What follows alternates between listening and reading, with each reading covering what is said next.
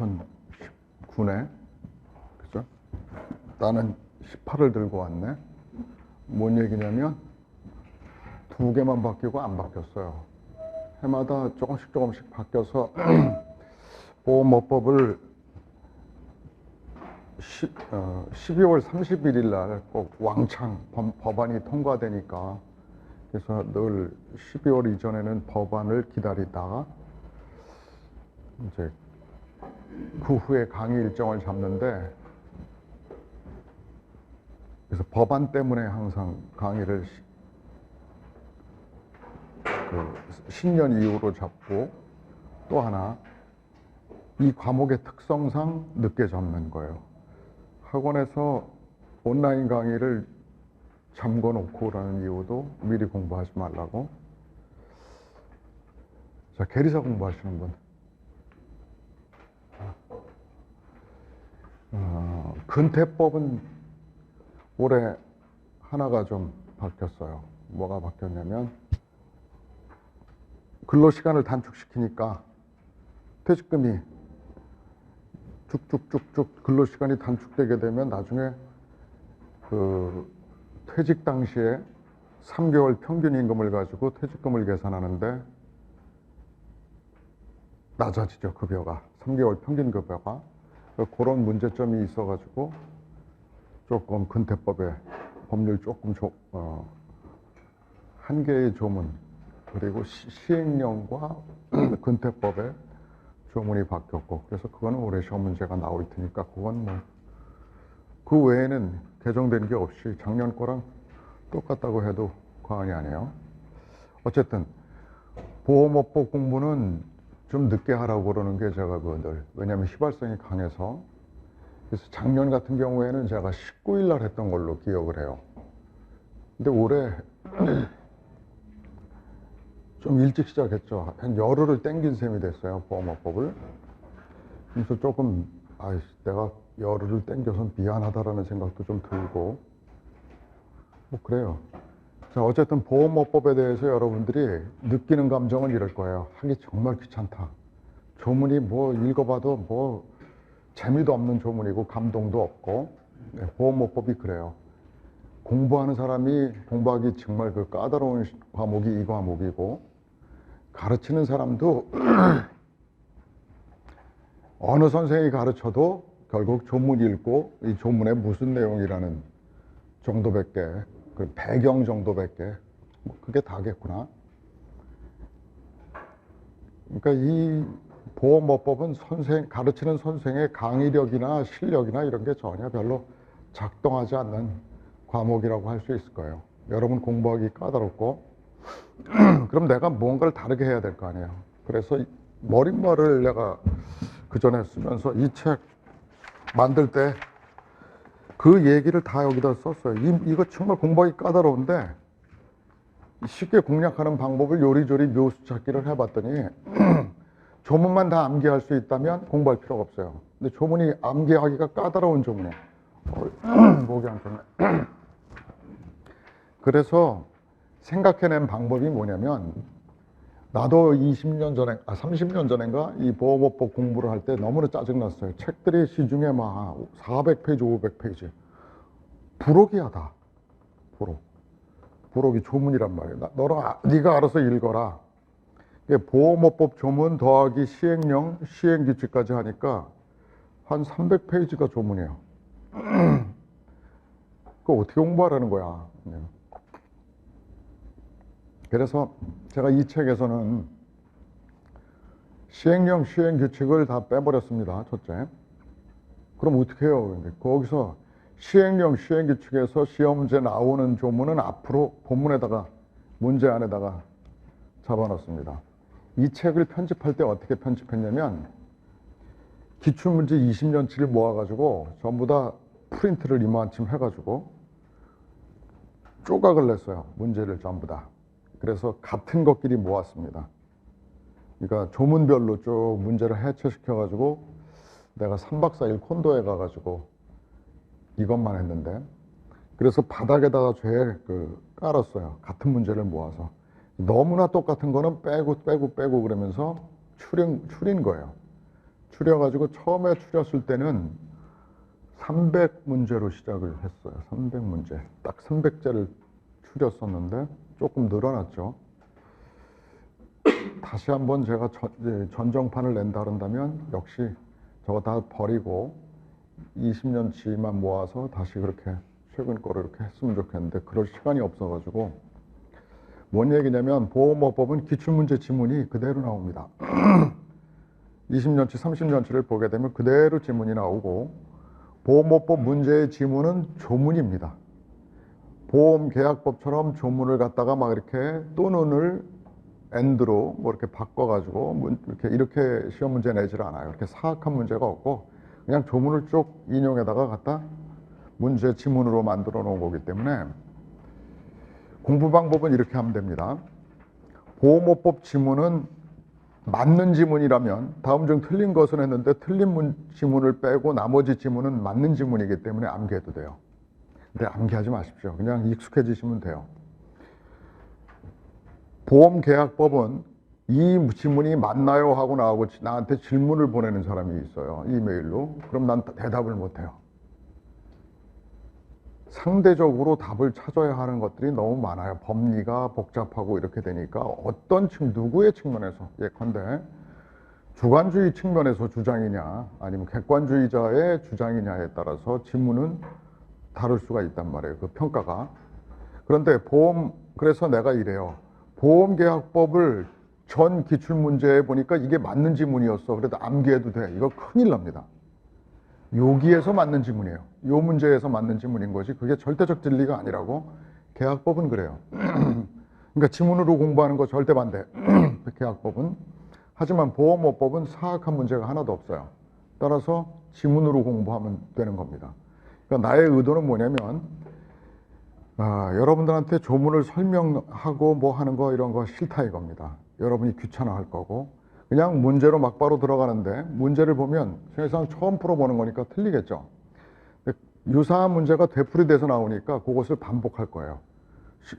몇 문제 지나서 스킵한 다음에 유사한 문제가 또 나올 거니까 그럼 여기서 틀렸으니까 그리고 뭐가 답인지 봤으니까 한 6번 문제에 가서 또 나왔다 그런다면 여러분은 맞춰야 되죠. 못 맞출 수도 있어. 내가 이렇게 지성이 뛰어나지 않으면 그러면 못 맞출 수도 있는데 한 번 더 확인해요. 그때 맞춰야지. 3번 틀리면 그건 인격이야. 한 번 실수는 그건 실수인데 3번씩 틀리면 그건 인격이잖아요. 그러니까 같은 문제를 유사한 걸 이렇게 섞어놨어요. 그래서 지문을 통해 가지고 거꾸로 조문을 공략하려고 그러는 거예요. 조문을 암기하고 문제를 공략하려고 그러는 게 아니라 나의 그 전략은 문제를 통해서 조문엔 이렇게 쓰여 있구나 하고 나중에 조문을 공략하시라는 뜻이에요. 이 문제에 400문제가량이 있는데 400문제는 똑같이 나옵니다. 올해도 똑같이 나올 거고 작년에도 그렇고 여러분 선배들이 다 그렇게 공부했고 효과를 봤어요. 그러니까 지문을 처음부터 공부하려면 보험업법 지문은 굉장히 딱딱하고 그래서 아주 읽기가 싫어요. 짜증난다고. 그러니까 문제 지문으로 공략을 하고 그래서 여러분들한테 바라는 건 뭐냐면 지금 조금 일러요. 시작을 내가 열을 땡겨서 개강을 했는데 좀 미안하게 생각해요. 이게 학원의 욕심이에요. 동영상을 팔 수 있는 기간이 좀 더 늘어나야 되니까 그래서 작년에 어려웠다는 얘기지. 그러니까 로이즈가 그래서 올해 열을 땡겼어요. 미안하다고 먼저 전제를 하고 여러분들한테 근데 미안하지 않는 방법이 하나 있지. 여러분들은 저와 함께 이 문제를 다 왜 이 문제가 틀리나 맞는가 이유를 듣고서 공부를 할 거예요. 오늘 공부한 거는 오늘 꼭 복습을 하십시다. 내가 모든 내 과목에서 항상 얘기하는 건데 절대로 예습하지 말고 복습만 하십시오. 오늘 나랑 공부하는 게 한 150문제가량 목표인데 돌아가는 길에 절대로 아까운 시간은 사용하지 말고 버스 안에서 화장실에서 하여튼 짜투리 시간 그때 이렇게 봐서 그냥 공부하십시오. 왜냐하면 우리는 4월 21일 날이 지나면 22일 날이죠. 20일 날인가? 시험 보고 나면 다 잊어버려야만 하니까 이 쓰레기를 빨리 덜어버려야 다른 게 들어오니까 그 기간까지만 기억을 해둘 건데 오늘 풀고 간 문제를 오늘이나 내일 중으로 짜투리 시간에 화장실 같은 데 갖고 다니면서 버스 타고 다니면서 전철 타고 다니면서 문제 익숙해지시면 돼요.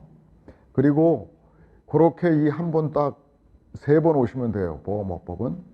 그 3번이 지나고 나서 하여튼 복습만 그렇게 해놓은 다음에 3월 말쯤에 가서 한 번 또 다시 체크해 놓은 거를 이제 문제 풀어보십시오. 그 다음에 4월 초쯤에 가서 역시 또 한 번 풀어보시고 시험 보기 전에 한 2-3번 더 보시면 만점 맞습니다. 만점 못 맞는 경우가 있는데 그때는 약간 기억 강도가 흔들려 가지고 그럴 수도 있는데 그만큼 여러분이 공부는 하기가 까다롭지만 시험 점수는 엄청나게 잘 나오는 게 보험업법입니다. 근태법은 5문제가 나옵니다. 그래서 여러분. 근데 이 5문제는 내가 여러분한테 이 뒤에 근태법도 뒤에 있어요. 뒤에 붙여놨는데 그 문제를 5번 풀고 가가지고 5개를 다 못 맞췄다. 그럼 내가 애프터 서비스로 평생 여러분한테 하여튼 보상을 하겠습니다.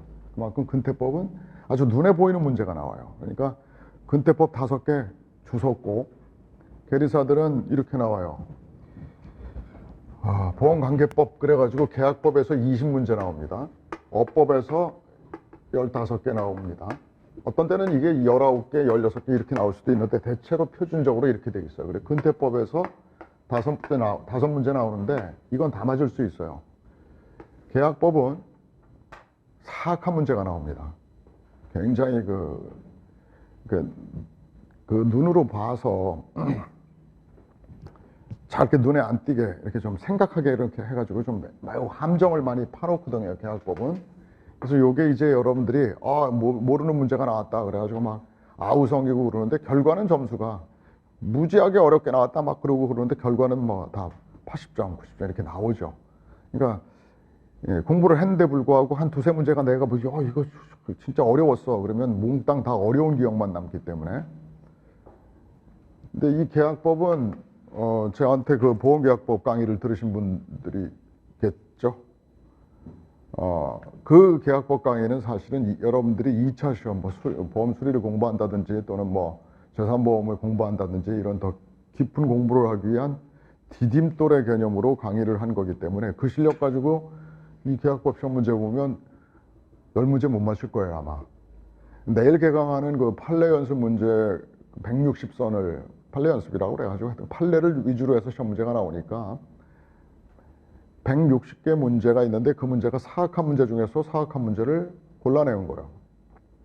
그냥 눈에 매직아이처럼 탁탁 답이 보이는 문제는 특히 훈련할 필요가 없으니까 판례 연습 내일 하는 그 계약법 반은 그 사악한 문제 중에 사악한 문제를 꺼내가지고 그거를 함정의 패턴을 훈련하는 그런 과정이에요.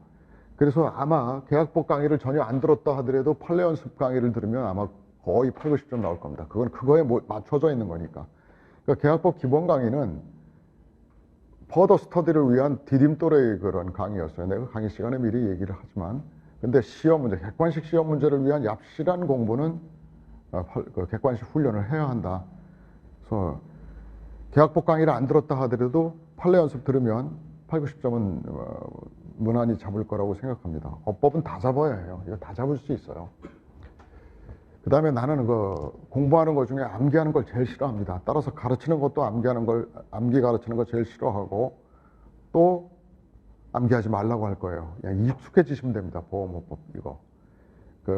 문제를 자꾸 반복해서 풀다 보면 몇 개월, 6월이 6개월 미만의 기간을 정하여 영업을 정지할 수 있다. 이런 거 아주 루틴하게 나오는 것들이 있기 때문에 6월이구나. 그리고 4월 25일쯤 가가지고는 영업 정지 몇 달까지 할 수 있어? 몰라. 잊어버리면 돼요. 그때까지만 기억하는데 패턴이 좀 있어요. 그래서 암기 안 하시고 스스로 여러분이 익숙해지면 돼요. 나는 보험업법 공부를 어떻게 하라고 추천하고 싶으냐면 면허 시험 공부처럼. 크라운 출판사에서 나온 것이 지금도 베스트셀러인가 모르겠어요. 그거 공부 안 하죠. 면허시험 필기 시험을 위해서. 대개 여성분들은 가서 만점자가 나옵니다. 손 드세요 그러면 만점자 나와요. 이렇게 불러주면. 근데 남자들은 대개 시험 보러 가는 날 아침에 전철에서 크라운 출판사 거 하나 사가지고 그 시험 보러 가는 기간 동안 1시간 동안에 한 3회분 정도 풀죠. 이렇게 풀어보고 가서 시험 보면 아까 본 건데 하면서 적당히 이종 보통 그에 필요한 학과 점수 따는 데는 아무 문제가 없어요. 그거보단 조금 높지만 그런 기분으로 공부를 하십시오. 암기하지 말고 그냥 익숙해지는 거로. 지문에 익숙해지면 그 지문이 올해 또 나올 거고 내년에도 또 나올 거고. 그러니까 부담 없이 갖지 말고 공부를 하는데, 다만 그림은 좀 그려봅시다. 보험업법을 지금 전체적으로 공부를 해야 되는데 이 법은 도대체 무슨 법이야? 왜 필요한 거야? 하는 것은 알아야 하죠. 그래서 지금부터 보험업법의 그림을 좀 그려보겠습니다. 그 그림을, 사실 이 책도 처음에는 해설 지문을 앞에다가 좀 간략하게 해가지고 한 20여 페이지 정도에 달하는 해설문이 있었어요. 그러다가 한 10년 전에 이것도 빼자 해가지고 다 삭제해버리고 딱 하나만 남겨놨는데 그 그림입니다. 한 장을 이렇게 보시면 이게 보이죠? 보험업 규제의 틀 그래가지고 그림 하나 그려져 있는 거. 요 그림 하나 남겨놓고 다 지워버렸어요. 자, 보험업법이 왜 필요한가? 무슨 내용을 이 안에 담고 있는가를 요 한 장의 그림으로 내가 표현을 해본 건데, 그래서 그거를 그림만 좀 그려봅시다. 자, 나의 정체성은 두 가지의 정체성을 가지고 있어요. 하나는 나는 개인이에요. 개인으로서 나이면서 또 나는 이 공동체 사회, 대한민국이라고 하는 국가의 국민이죠. 예, 나는 국민이에요. 그리고 나는 또 나 혼자로서 프라이빗한 개인이고, 우리의 생활관계를 한번 따져봐요. 가만히 생각해보면 공동체 생활관계가 있고 국가라는, 또 하나는 나의 완전히 나의 개인적인 생활관계가 있어요. 그래서 개인과 개인의 사적인 생활관계를 형성하고 살겠죠. 또는 나는 공동체의 일원으로서 국가와 나라는 국민으로서의 생활관계를 또 가지고 있어요. 두 개의 생활관계가 있어요. 그죠? 이 국민과 국가라는 공적 생활관계, 퍼블릭 어페어에 관한 법을 우리는 뭐라 그러냐면 공법이라고 해요. 공법. 이걸 공공적인 법이다. 공법. 개인, 프라이빗 어페어, 우리 늘 너 지우개 좀 빌려줘. 예, 지우개 사용대차. 또는 돈 좀 꿔줘. 금전 소비대차 계약. 또는 버스를 탔어요. 그럼 버스 타 여객 운송 계약. 이런 계약. 또 담배를 샀어요. 그러면 매매 계약. 이런 것처럼 계약을 하는 소위 개인과 사적인 생활관계를 규율하는 법을 우리는 사법이라고 그러죠. 그래서 이 보험관계에서 우리가 사법은 뭐가 있냐면 보험계약법이 있어요. 보험회사가 국가기관 아니잖아요. 보험회사와 내가 자동차 보험계약을 청약하고 보험자가 승낙을 해서 계약이 성립했다 그랬을 때 둘 간의 권리 의무 관계를 규율하는 법규, 보험계약법 이런 거 공부했잖아요. 그죠? 그런데 나는 요거는 계약법에서 다룰 문제고 사법이죠. 계약법은 공적인 생활관계에서 보면 나는 국민이란 말이에요. 국가가 나에게 무언가를 요구하고 나는 그 의무에 이행을 해야 되고 또 국가에 대해서 권리를 행사하죠. 그런 공적 생활관계를 규율하는 법이 공법이에요. 공법에 여러분들이 하여튼 국가기관과 국민과의 관계를 규율하는 법, 헌법이 우선 떠오르죠. 헌법은 국민의 기본권에 대해서 규정을 하고 있고 국가의 권력기관에 대해서 규정하고 있고 그 권력기관의 공권력의 제한에 대해서 규정하고 있어요. 국가가 대통령이라 해서 마음대로 막 국민한테 이래서는 안 돼. 그래서 그 제한 이런 것들을 규정하고 있죠. 그리고 형법은 형벌권을 누가 쥐고 있어요? 국가가 형벌권을 행사하잖아요. 국민이 범죄 행위를 저지르면 국가가 처벌하는 그런 형법관계, 형사소송법, 민사소송법. 소송 절차에 가면 누가 소송을 주재하나요? 재판관이잖아요. 국가기관인 사법부가 국민의 그 억울한 것들을 갖다가 이리 끼어들어가지고 이 공적 어페어죠. 퍼블릭 어페어. 이런 것들이 공법이에요. 그러면 우리가 지금 공부하려고 그러는 보험업법은 어떤 법이냐? 원칙적으로 공법이에요. 주로는 공법이에요. 왜냐하면 국가기관 금융위원회라는 걸 만들었어요. 금융은 어떤 의미를 갖고 있을까요? 우리 그 경제생활에 있어서 동맥이에요. 동맥. 금융은 돈이 잘 돌아야 이 경제가 그 확대 재생산되고 그러는데, 지금 우리는 그 금융이 잘 재작동을 못하면 동맥경화증에 걸려버리면 어딘가 그냥 터지게 되고 막 그렇게 되겠죠. 그러니까 그 어떤 금융을 관리해야 할 필요가 있어요, 돈에. 그래서 금융위원회라는 국가기관을 만들었죠. 국가기관으로서 금융위원회가 국민과의 관계예요. 이 국민에는 나, 또 그 보험회사도 일반 국민과 마찬가지로 우리는 그 사람을 두 가지로 나누죠. 자연인과 법인. 우리 숨쉬고 감정 느끼는 자연스러운 자연인은 물론이요, 사람의 집단에 대해서도 법인격을 인정하잖아요. 권리 의무 능력을 인정해서 사단법인 대한태권도협회 역시 소유권을 가질 수 있어요. 권리를 누릴 수 있어요. 뭐 영리사단법인으로 무슨 뭐 삼성물산 주식회사, 이런 주식회사 같은 거, 또는 뭐 삼성화재 보험 주식회사, 이런 영리법인도 있고, 하여튼 법인은 영리법인, 비영리법인이 있지만 어쨌든 사람의 집단도 사람이니까. 그래서 보험회사에 대해서 국가가 또 규율을 하고, 국민에 대해서 규율을 하고. 그래서 이 안에는 뭐냐면, 국민에 대해서 국가가 감시하고, 금융위원회가 감시하고 공권력을 행사하는 이런 것들, 특히나 공권력을 행사했을 때 국민의 기본권 보장을 위해서 그 제한의 규정들이 많이 필요하죠. 국가가 공권력은 강력한 거란 말이에요. 근데 국민은 방패가 별로 없잖아요. 그래서 공법에는 국가 공권력의 발동의 근거를 두고 그 발동을 한 공권력의 행사에 대해서 일정한 제한을 가해야 하죠. 그 방패가 필요한 거예요. 그래서 보험업법은 보험 사업에 대해서 국가가 공권력을 발동해서 규제와 감독을 하는데, 그 발동의 근거와 그거에 대한 제한에 대해서 규정을 두고 있어요. 그래서 원칙적으로 보험업법은 공법이어야 맞아요. 그런데 저 안에는 사법적 관계도 집어넣어놨어요. 어떤 게 들어있냐면, 국민의 하나로서 그 보험회사가 보험 모집과 관련해가지고 모집인을 정해서 나한테 사기쳤단 말이야. 나한테 보험 계약자한테 모집을 하면서 말이지, 이렇게 하면 뭐 엄청나게 받을 수 있고 뭐 이렇게 하여튼 사기를 쳐. 모집과 관련해서 나한테 손해를 끼쳤어요. 야, 생명보험에서 원래 타인의 사망을 보험사고로 하는 보험계약을 체결할 때 타인의 동의를 얻어야 되는데, 영희 아빠 없이 그냥 해도 돼. 우리 회사에서는 다 그렇게 해줘. 그래가지고 우리 남편 지금 회사 가가지고 동의를 받을 시간이 없는데 괜찮아 다 된다니까 뭐 이렇게 해서 그 말에 속아서 내가 남편 대신 그냥 가라로 사인을 해가지고 동의 없이 보험계약을 체결했다. 그랬더니 나중에 무효가 됐다 그런다면 얘는 뭘 할 수 있어요?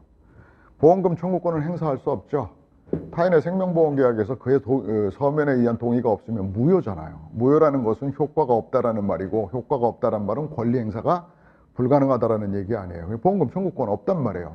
그래서 나는 남편이 죽었는데 한 푼도 못 받게 되는, 그래서 너한테 네가 괜찮아 해가지고 내가 입게 된 손해에 대해서 손해배상 청구를 모집인한테 했더니, 모집인이 배째세요, 난 돈 없어요 그러잖아.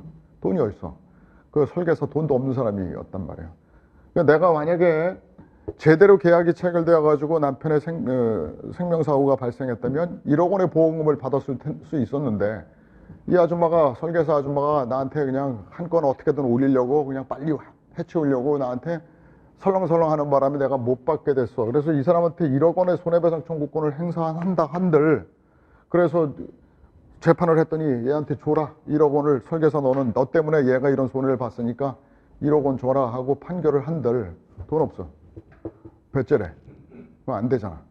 그래서 그 보호를 위해서 보험회사는 이 모집과 관련해서 모집인이 계약자에게 가한 손해를 배상할 책임이 있다 하고 보험업법 102조에 규정을 하고 있는 규정이 있는데, 이 규정은 뭐예요? 완전히 사인 간의 생활관계네, 그치?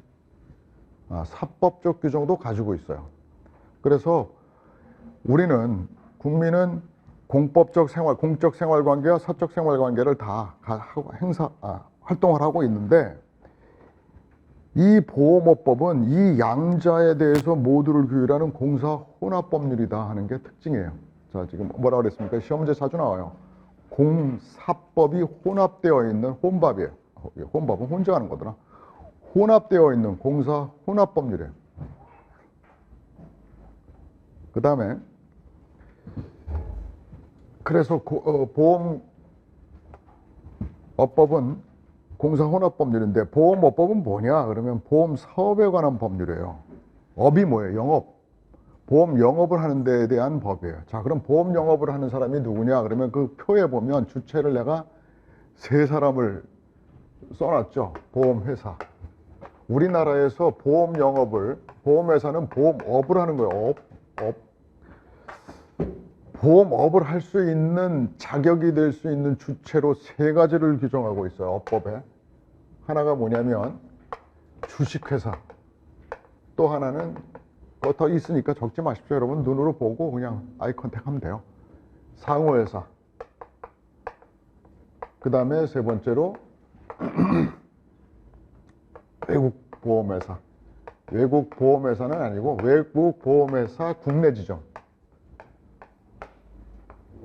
외국 회사의 국내 지점과 상호회사와 주식회사 형태 아니면 보험 영업을 할 수 없어요. 보험 사업을. 그러니까 개인 보험 사업자는 우리나라에는 인정 안 한다라는 얘기죠. 영국의 로이즈와 같은 개인 보험 사업자는 우리나라는 인정 안 합니다. 그러면 외국 보험회사가 로이즈 어소시에이션이에요. 개인 보험 사업자예요. 근데 그 사람이 우리나라에 국내 지점을 둔다. 이건 가능해요. 외국 회사에서는 지네 나라에서는 인정되니까. 그러니까 하여튼 외국 회사에 우리나라에 진출을 허용했으니까 국내 지점을 두어서 국내에서 영업하는 걸 허용하기로 했으니까 세 주체가 가능해요. 그러니까 우리나라 법은 원래 주식회사 상호회사 형태만 두려고 그랬는데 외국 회사에 진출이 있고 난 다음부터는 외국 회사의 국내 지점. 그래서 우리나라에도 진출한 외국 회사의 국내 지점들이 좀 있죠. 세 개의 형태가 있습니다. 이거 조금만 좀 설명드릴까요? 주식회사는 뭔지 알죠? 주식회사는 그 장점이 이거죠. 소수의 그 출자자들을 모아가지고 대규모의 자금을 만들 수가 용이해요. 주식회사의 기원은 뭐냐면 원래 그 네덜란드에서 시작한 그 제도인데 네덜란드 상인들이 그 동방무역을 하면 막 엄청 이익을 본단 말이에요. 인도에 가서 향신료 좀 사가지고 와가지고 대륙에, 그 유럽 대륙에다 팔면 막 10배, 100배로, 20배로 막 파니까 큰 돈을 모을 수가 있는데 선단을 꾸려가지고 가다가 풍랑을 만나서 침몰할 수도 있고 특히 해적을 만나가지고 많이 상했죠.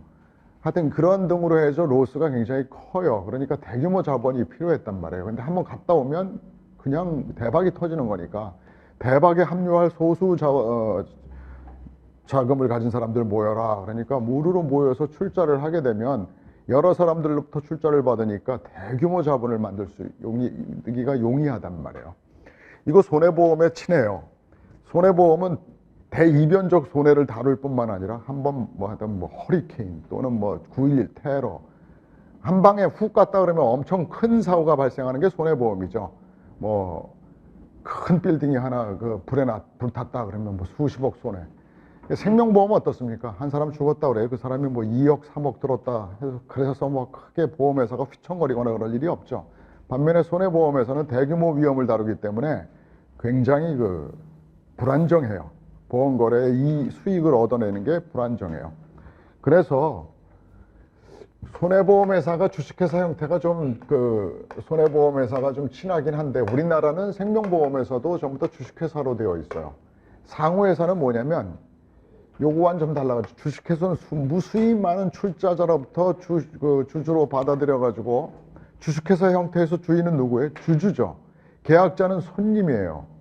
그리고 주주들이 선출한 임원들이 기관으로서 주식회사를 운영하는데 주인은 주식회사의 주주인데 보험계약자는 손님이란 말이에요. 근데 이거는 뭐냐, 상호회사는 뭐냐면 계약자들 100인 이상이 모여가지고 우리가 보험제도를 형성 운영하자라고 해서 허가를 받아 운영하면 상호회사 보험이 되는 거예요. 그러니까 상호회사는 많은 수의 계약자들을 받는 많은 출자자를 받는 주식회사와는 달리 100명, 뭐 200명, 100명 이상의 소수의 계약자들이 우리가 하자라는 거예요. 우리가 한다라는 의미는 그러니까 이런 얘기예요. 보험 계약자가 주인이에요. 손님이 아니라고.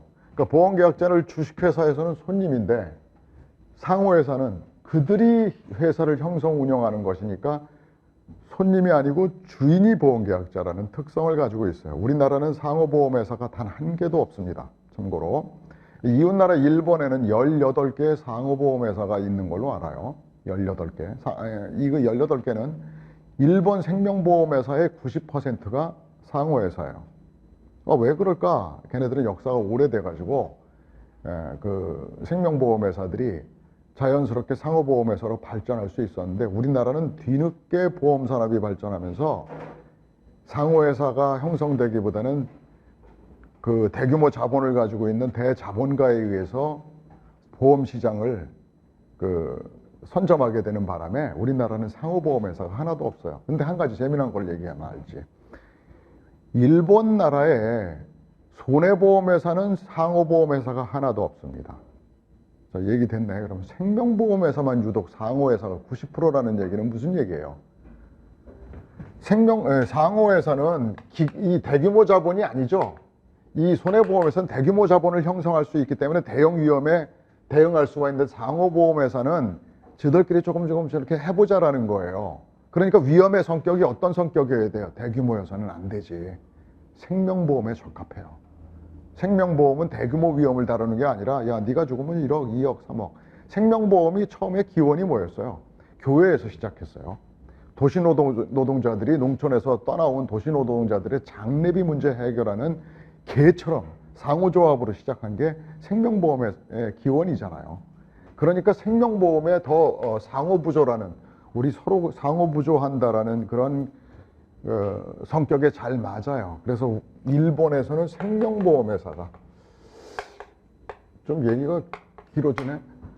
생명보험회사의 특징은 보험 거래 수익은 안정적이에요. 왜? 모탈리티 커브가 사망 확률 사망률표가 일정하잖아요. 요즘 최근에 뭐 인간의 수명이 점점 더 늘어나고 있기도 하지만 어쨌든 안정적으로 사람은 죽어요. 집단적으로 확 죽거나 그런 일이 없어요. 그러니까 안정적 운영이 가능해요. 생명보험은. 손해보험은 한 방에 훅 갈 수가 있어요. 그러니까 망한 회사가 전 세계적으로 보면 손해보험 회사들이 망한 회사가 많아요. 생명보험회사 망했다는 얘기는 들어보긴 했지만 그렇게 흔하지 않아요. 자, 손해보험은 대규모 위험을 다루기 때문에 여기서 조금만 더 나가자. 대규모 위험을 다루기 때문에 손익이 불안정해요. 손해와 이익이, 비용 이런 것이 불안정하니까 이것을 안정화해야 할 필요성이 있겠죠. 그래서 스펀지를 깔아야 할 필요가 있어요. 풍 떨어질 수 있으니까. 그래서 비상위험준비금이라는 게 매년 이익을 남기면 그걸 몽땅 이익이라고 그래가지고 주주들한테 배당하고 막 사원들한테 보너스 지급하지 말고 그 잉여금 중에서 일정 부분을 매트리스 깔듯이 준비금으로 가지고 있어라. 내년에 어떻게 될지 모르잖아. 비상위험준비금의 개념 아시죠? 이렇게 플랫하게 좀 손해율이 발생했으면 좋겠는데 어느 해에는 이래요. 어느 해에는 또 좋다가 어느 해는 막 손해율이 이러니까 이 수익이 난 걸 지금 잘라가지고 준비금으로 적립을 해두면 나중에 손익이 안 좋았을 때 어떻게 해야 되나 뭐 이렇게 하여튼 이때 이익이 난 거 잘라가지고 손해나 요만큼 잘라뒀다가 비상위험 준비금이라는 걸 적립해뒀다가 요때 푹 꺼졌을 때 이거를 해결할 수 있잖아. 그러면 원래 손해가 이만큼 났던 거로 되고 원래 요번에는 손해가 이만큼 났던 거로 되면 그래도 안정적으로 플랫하게 날 수 있잖아. 이익이 이만큼 났다고 이거 다 써버리지 않고 요만큼을 적립금으로 쌓아뒀다가 퍽 뻗었을 때 이거 해결하고. 그러니까 비상위험 준비금이라는 개념은 손익의 안정성을 위해서 평준화하기 위해서 이렇게 진폭이 높지 않게 하기 위해서 두는 거잖아요. 손해보험에서는 비상위험 준비금이라는 개념이 굉장히 중요한 것이다 하고 여러분 아마 보험 이론이나 손사 이론 공부하면서 공부했을 거예요. 또 손해보험은 재보험 필수적이에요. 대규모 위험을 다루니까. 손해보험에서는 재보험이나 비상위험 준비금이 필수적인데 생명보험에서는 재보험이 뭐 들지만 그렇게 큰요하지 않고 비상위험 준비금 적립 의무 없어요. 뭐 이런 것들이 있는데 어쨌든 주식회사 상호에서 외국 보험회사의 국내 지점이 있다. 이들이 보험 사업을 하기 위해서는 영업을 하려면 이 영업은 위험성이 있나요, 없나요? 위험성이 있어요. 왜냐면 이놈이 보험사업 한다고 회사 내놓고서 계약자들로부터 수백억을 끌어들여 가지고는 잠적해버려. 그 옛날에 조이팔 마냥. 그러면 국민들의 재산을, 신체를 보호해야 할 책무가 있는 것이 뭐죠? 국가죠. 국가라면 왜 필요한 거예요? 국민의 재산과 신체를 보호하려고 그러는 거예요. 이게 보호가 안 되잖아. 국가가 개입해야 할 필요성이 있나요? 있죠. 그래서 금융위원회라는 거를 설정을 해서 설립을 해가지고, 자, 국민들의 거래 관계가 보험계약자 등과 거래를 하는데 금융위원회가 끼어드는 거예요. 그래서 이들을 규제할 필요가 있는 게 보험업법인데, 어떤 규제가 먼저 이루어지냐면 아무나 못해. 허가제로 영업 허가제를 받아야 해요. 자,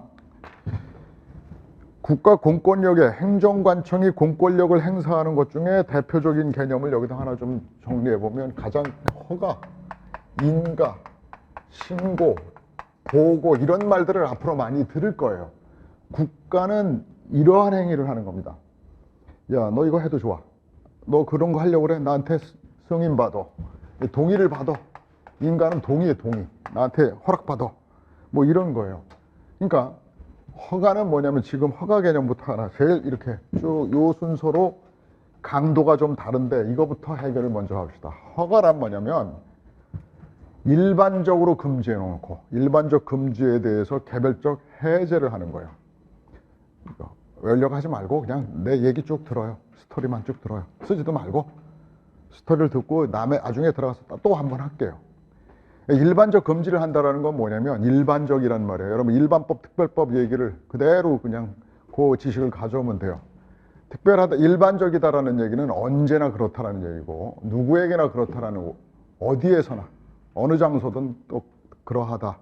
그러니까 언제나 어디서나 누구에게나 금지를 해놓는 거예요. 그러니까 민법이 일반법이라는 말은 뭐예요? 언제나 어디서나 누구에게나 거래를 하게 되면 민법이 적용되는 거예요. 그런데 그 중에 특히 주체가 장사꾼일 때, 상인일 경우에 상법에 적용을 받는 특별법이라는 거예요. 언제나 어디서나 누구에게나가 아니라 특히 상인에게만 적용하는 법이 상법이잖아요. 그래서 상법은 민법의 거래법으로서 특별법이다. 그 의미는 그런 뜻이에요. 너 상인이구나. 그럼 상법 이런 거. 그럼 보험거래가 왜 상법에 적용을 받냐면, 상인이 하나 있잖아요. 보험회사. 그래서 상법에 적용을 받는 거예요. 자, 그러니까 일반적 금지를 했다라는 얘기는 누구나 하면 안 돼. 일반적 금지에 대해서 개별적 한 사람 한 사람당 해제를 해준다. 해제가 뭐 걷어준단 말이야. 너는 해도 좋아 하고 금지를 풀어준단 말이야. 해제. 그러니까 일반적 금지에 대한 해제라는 것은 일반적인 금지를 하는 이유가 있어야 될 거 아니에요. 위험해서. 국민의 신체나 재산권을 해할 우려가 있기 때문에 국가가 모두에게 금지해 놓은 거. 면허제도도 그런 거예요. 면허도가 허가예요. 면허도. 그러니까 얘가 보험업 허가를 받았다, 면허 받았다는 얘기예요.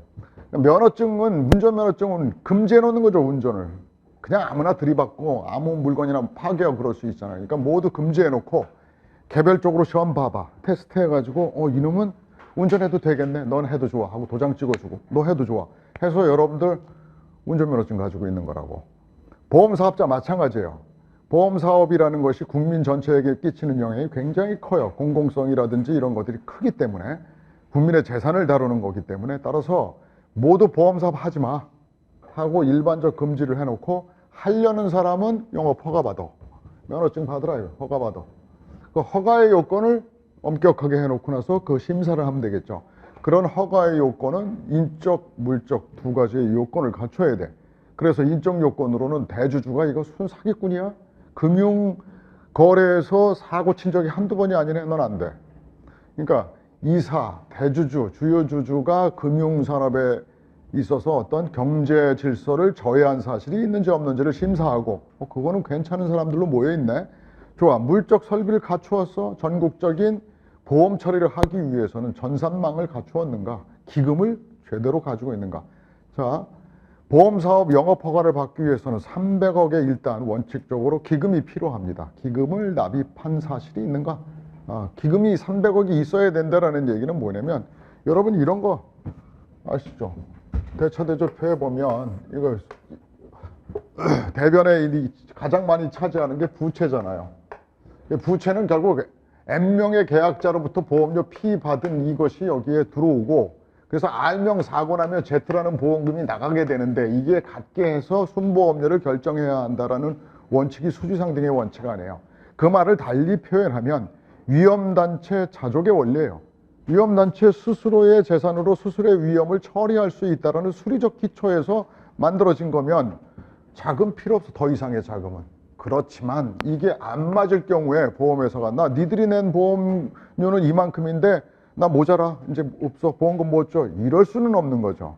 따라서 매트리스 깔아라 이런 얘기야. 다시 자본금, 납입자본금이 최소 300억을 이상을 너는 납입하고서 보험업 시작해라 라고 하는 것은 뭐냐면, 이거 수지상등 원칙 맞지 않는다고 그래가지고 나 돈 없어 못 줘, 그런 일 없도록 네 자본 가져라. 이걸 우린 뭐라고 표현할까요? 지금부터 해결 능력이네. 그래서 이제 솔벤시 마진이라는 개념이 나와요. 지급 여력이에요. 그러니까 원래 이 돈, 부채는 계약자의 돈이니까 그 돈 갖고 지급할 수 있어야만 해요. 그게 위험단체 자족의 원리인데, 그게 만약에 잘 맞지 않게 되는 경우에는 여윳돈 갖고 있어라. 그러니까 여윳돈, 지급 여력이라고 하는 요걸 규제해요. 그래서 이렇게 해야만 계약자 보호를 할 수가 있게 되니까, 그래서 그런 것들을 갖추고 있는지, 인적, 물적 그 요건을 충분히 갖추었다라고 확인이 된 다음에, 마치 시험 보는 거와 똑같아요. 면허증 시험 보는 거와. 그래서 영업 허가를 줍니다. 그 회사가 지금 보험회사예요. 지금 우리나라에 있는 보험회사들은 다 영업 허가를 받았다라는 얘기죠. 요 허가는 뭐라고요?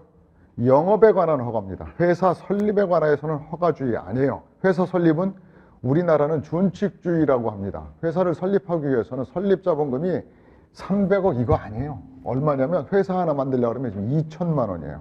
납입자본금 옛날에 5천만 원이었는데 회사 설립을 북돋으려고 상법을 개정해가지고 2천만 원이에요. 그러니까 조그마한 유령 회사들 엄청 많아요. 그러니까 회사는 마음대로 설립할 수 있는데, 그 설립한 회사가, 그 주식회사가 나 보험사업 하겠습니다 그러면 얼마가 필요하다고요?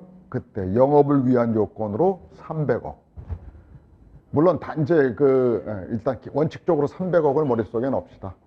그리고 21일 날 잊어버리면 되니까 300억을 납입해야 한다라는 건, 그러니까 회사 설립을 위한 자본 요건이 아니구나. 이거는 영업을 개시하기 위한 요건이구나. 영업하려면, 보험 영업하려면 너 여윳돈 갖고 해, 마진 갖고 해, 솔벤시 마진이 있어야 돼 라고 이 안에 들어있어요.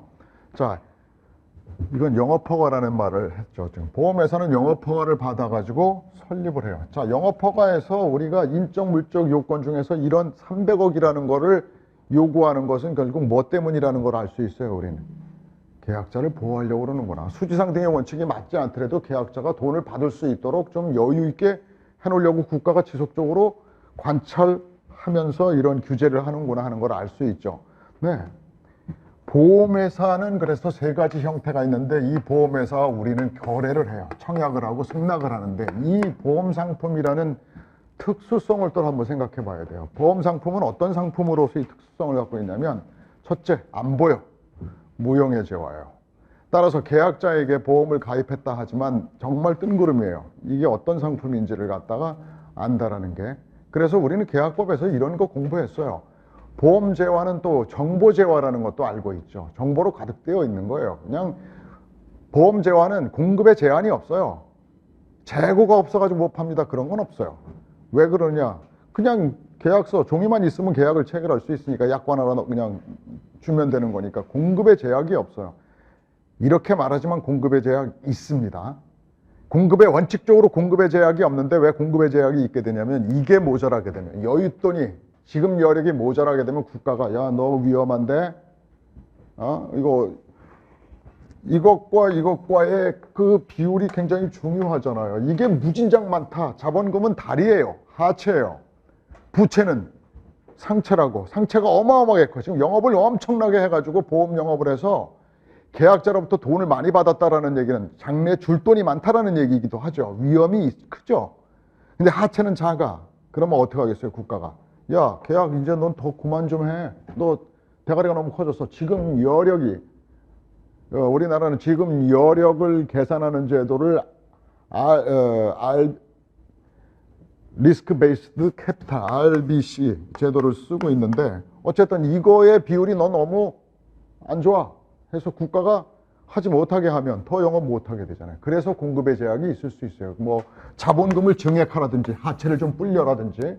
그러니까 이런 지급 여력에 의한 공급의 제약이 있긴 있지만 만약에 지급 여력만 튼튼하다면 보험 상품은 무형의 제어이기 때문에 재고 상품이 없기 때문에 공급이 무제한이에요. 무제한. 지급 여유만 충분하다면, 자금원금만 충분한 회사라면 그러한 무형의 상품이고 정보 제약하고 공급의 제약이 없는 상품이다 보니까 보험 거래에 있어서 어떤 문제가 생기냐면 여러분 그 계약법에서 이미 공부한 것처럼 둘 간에 특히나 정보성에서 보면 계약자는 위험 정보의 독점자예요. 내가 간땡이가 부어있는 일은 이거 보험자가 모르겠지. 나는 간이 지금 엄청 부어있다고 지금. 그렇지만 그냥 보험회사가 알고 있는 건 뭐예요? 얘가 청약해 왔을 때 30세 남자라고 하는 평균적 정보밖에 없어요. 30세 남자가 사망률이 몇 퍼센트로 죽지라는 평균적 정보는 통계로 가지고 있지만 실질적으로 청약해온 얘가 간이 부어있는지 혈우병을 가지고 있는지 얘가 유전적 질환을 가지고 있는지 과거 3년간 무슨 수술한 사실이 있는지에 대해서는 얘가 말하기 전에 몰라요. 그런 해저드죠. 그게 해저드. 위험 정보의 독점자예요. 얘가. 따라서 얘가 은폐하게 되면 보험거래는 불공정한 거래가 돼버리죠. 그래서 우리는 위험정보 제공 의무가 필요하죠. 그게 여러분 공부했던 고지 의무요, 통지 의무입니다. 근데 그보다 더 중요한 걸 우린 공부했어요. 명시 설명 의무라는 걸 공부했죠. 상품 정보의 독점자예요. 그 상품이 도대체 이러한 특정 암에 대해서 보상을 하는지 안 하는지 면책 사유인지 이런 것들에 대해서 얘는 잘 몰라. 이 상품의 원가 계산은 어떻게 해서 이렇게 나한테 보험료를 내는 건지 알 수가 없어요. 그래서 이런 상품에 대한 정보를 제공하기 위해서 우리 금융위원회가 가장 먼저 한 것이 뭐냐면 홈페이지에다가 그 통계 자료라든지 그 위험 산출의 기초가 되는 계산 기초들을 공시해라. 공시하면 뭐해? 공시돼 있어요. 그래서 홈페이지에 가면 보험회사 홈페이지에 가면 다 이 상품의 기초 자료가 다 공시되어 있는데 공시되어도 해석 능력이 없어요. 보험계약자는. 그러니까 위험 정보가 상품 정보의 완벽한 독점자예요. 아무리 공개해도 얘는 해석할 능력이 없어. 이게 무슨 뜻이지? 몰라. 그러니까 국가가 좀 해석해줘야 할 필요도 있는 거고 특히나 중요한 것들에 대해서 얘한테 우리는 뭐예요? 상품 정보 제공 의무가 계약법에서 공부한 뭐가 있어요? 명시 설명 의무. 보험 약관을 교부하고 보험 약관의 중요한 내용들에 대해서 설명하라. 그리고 설명하지 않은 내용은 계약의 내용으로 주장할 수 없다. 네가 만약에 고지 의무에 대해서 설명하지 않았다면 얘가 고지 의무 위반했어도 너는 고지 의무를 주장할 수 없다. 위반을 주장할 수 없다. 이렇게 약관규제법에 규정되어 있는 거 알고 있죠. 그런 것들처럼 상품 정보 제공 의무 이런 것들이 요구되고 있어요.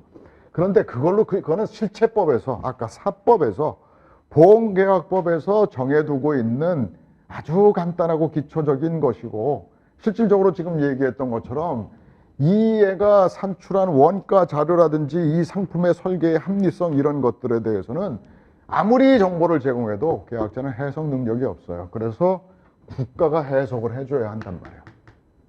그러니까 이네들의 거래에다가 손 놓고 시장경제 질서, 아담 스미스를 불러와 보이지 않는 손이 있어서 무수히 많은 계약자와 무수히 많은 공급자가 서로 불러대는 그 불러제끼는 가격은 균형점을 맞이해가지고 완전히 공정한 가격이 형성될 수 있을 것이다. 개똥. 절대로 안 되는 거죠. 그 과점기업 하에서. 특히나 정보가 제대로 흐르지 않는 상태에서. 그러니까 보험산업은 시장이 작동할 수 없어요. 시장이 실패하는 전형적인 케이스예요. 시장의 실패에 대해서 국가가 개입해야 할 필요성이 있는 거잖아요. 그래서 국가가 개입을 한다. 얘를 두들겨 패겠다라는 거예요.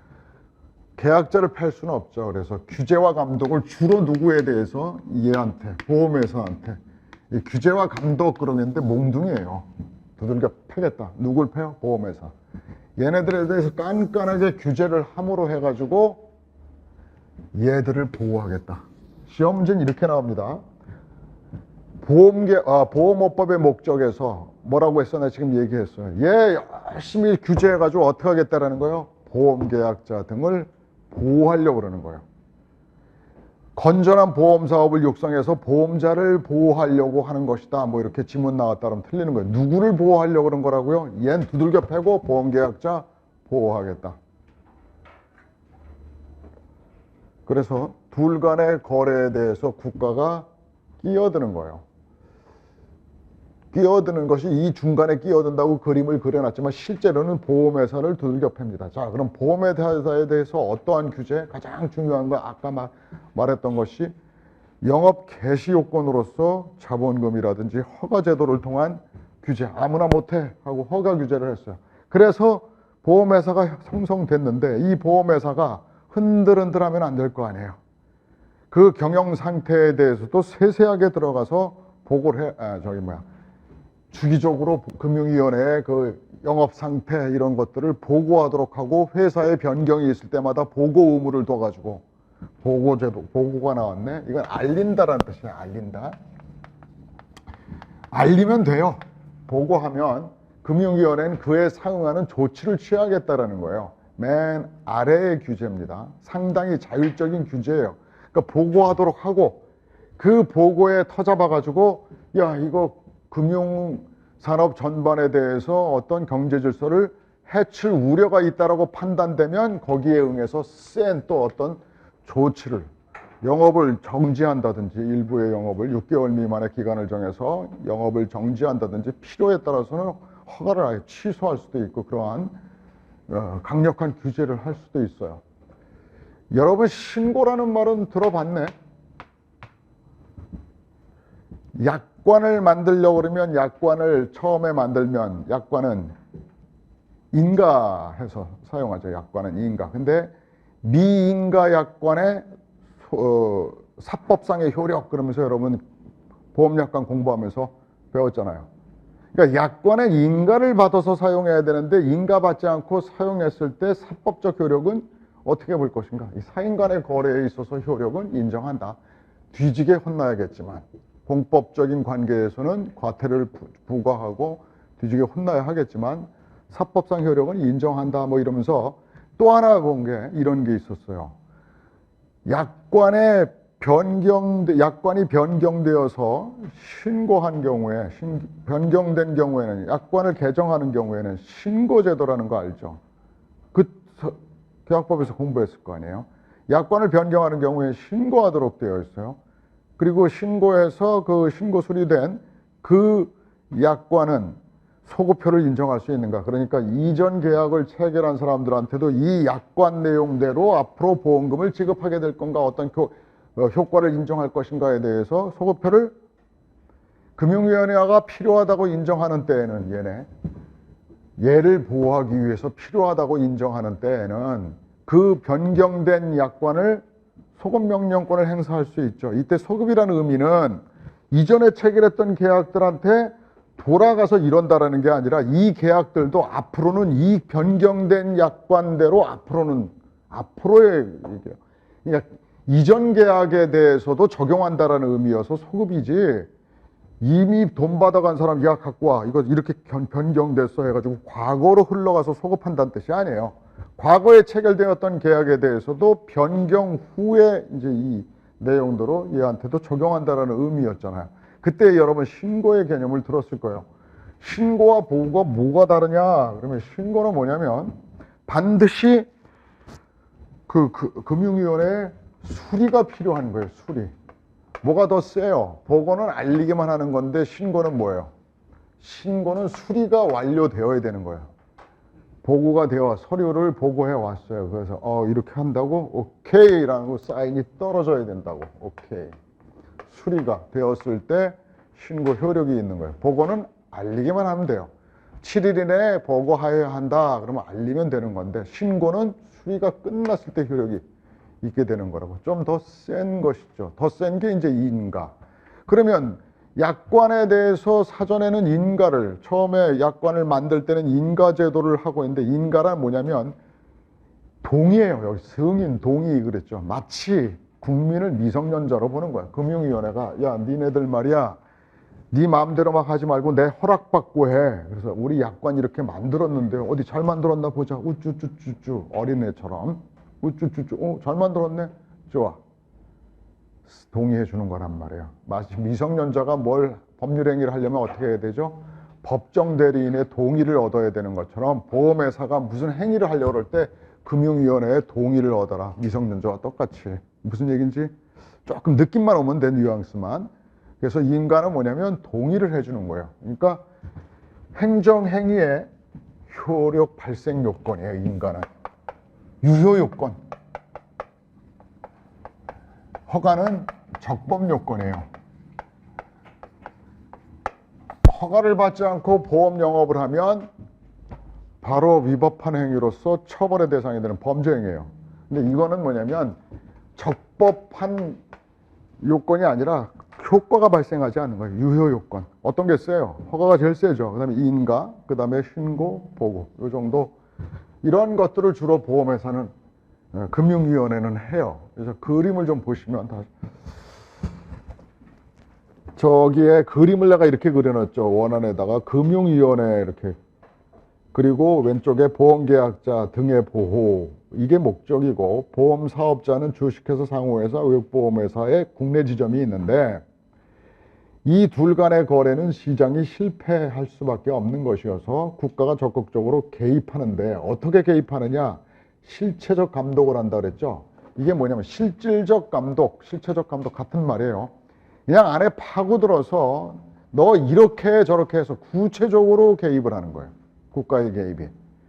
자, 공시주의 방법이 있어요. 이러한 어떠한 사정, 네가 하던 일들 중을 알려라 하는, 공시해라 하는 공시주의로는 굉장히 규제가 약한 거죠. 주은칙주의는 있어요. 이런 룰을 정해놓고 이 룰에 따르라, 자유를 인정하는 거죠. 자율. 네가 알아서 하는데 이 룰에 따라서 해라 하는 게 주은칙주의. 이런 거를 취하고 있는 나라 없어요. 전 세계 선진국가에서는, 후진국은 모르겠고, 적어도 선진국이라고 하는 나라는 금융의 중요성을 너무나 잘 알고 있기 때문에 실체적 감독주의예요. 그 정도는 안 돼. 네가 룰을 지켰다라는 걸로는 안 돼. 더 나아가서 네 실체를 까보겠어. 네 체력이 정말 튼튼한지, 자본금 규모나 부채 규모에서 볼 때 체력이 튼튼한지 여한지 내가 가보겠단 말이야. 그래서 실체적 감독을 해요. 그럼 실체적 감독을 하려면 금융위원회라는 회의기구에서 실체적 감독을 한다는 게 곤란하죠. 따라서 어사또 하나 보내야 할 필요가 있잖아. 몽둥이 들고 육모방망이 들고 가가지고 후들겨 팰 실무기관이 필요하겠죠. 오른쪽에 써놨어요. 금융감독원. 그 금융감독원 무자본 특수법인이에요. 그러니까 공무원이 아니면서도 아주 알딸딸한 공사로 출발했었는데 지금 공사라고 하기도 뭐하고 무자본의 국가가 세운 특수법인이에요.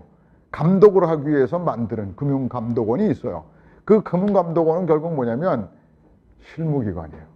걔네들이 가가지고 육모방망이 들고 가가지고 야 서류 내놔봐 그래가지고 서류 까보고 감시하고 하는. 금융위원회는 전체적으로 뭐예요? 국가기관의 회의체로서 전체적인 아젠다를 갖다가 만드는 어떤 목표, 지향점 이런 큰 그림을 그리는 기관이라고 한다면 실무기관은 오른쪽에 내가 금융감독원을 써놨죠. 그런데 보험업법상의 모든 그런 행위의 주체는 원칙적으로 누구예요? 금융위원회예요. 실제적으로 몽둥이 들고 가는 건 금융감독원인데 육모방망이의 금융감독원은 그냥 시키는 일 하는 기관이기 때문에 별로 등장할 곳이 인물이 아니에요. 시험 문제에서 금융감독원장은 이렇게 나오잖아요. 일단 주목. 이럴 리가 없어요. 항상 주체는 누가 되어야 한다고? 금융위원회가 되어야 돼요. 이러한 모든 권한을 행사하는 기관은 국가기관인 금융위원회예요. 얘는 국가기관이 아니라 그랬죠. 금융감독원은. 금융감독원은 실무기관으로서 무자본 특수기관이에요. 옛날에는 공사였었는데 지금은 공사에 준하는 기관이에요. 그러니까 공무원 아니에요.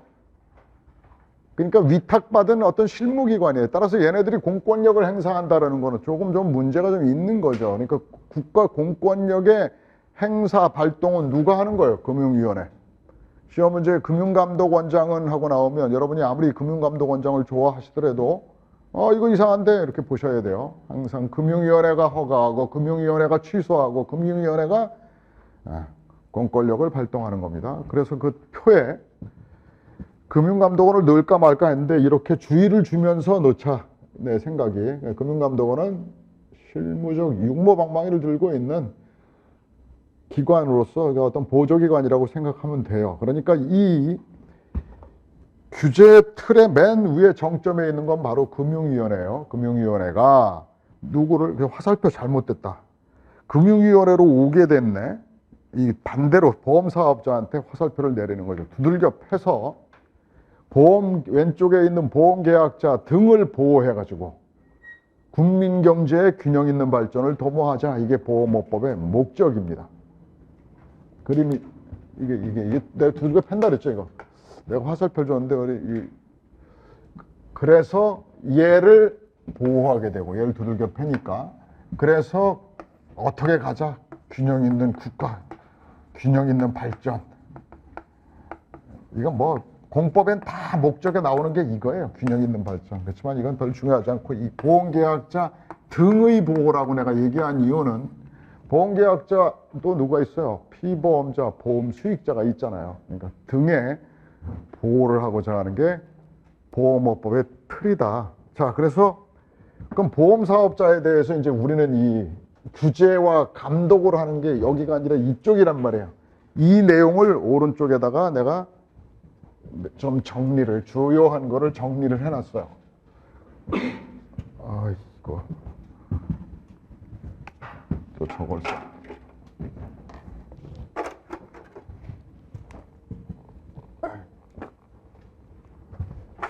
이거였나?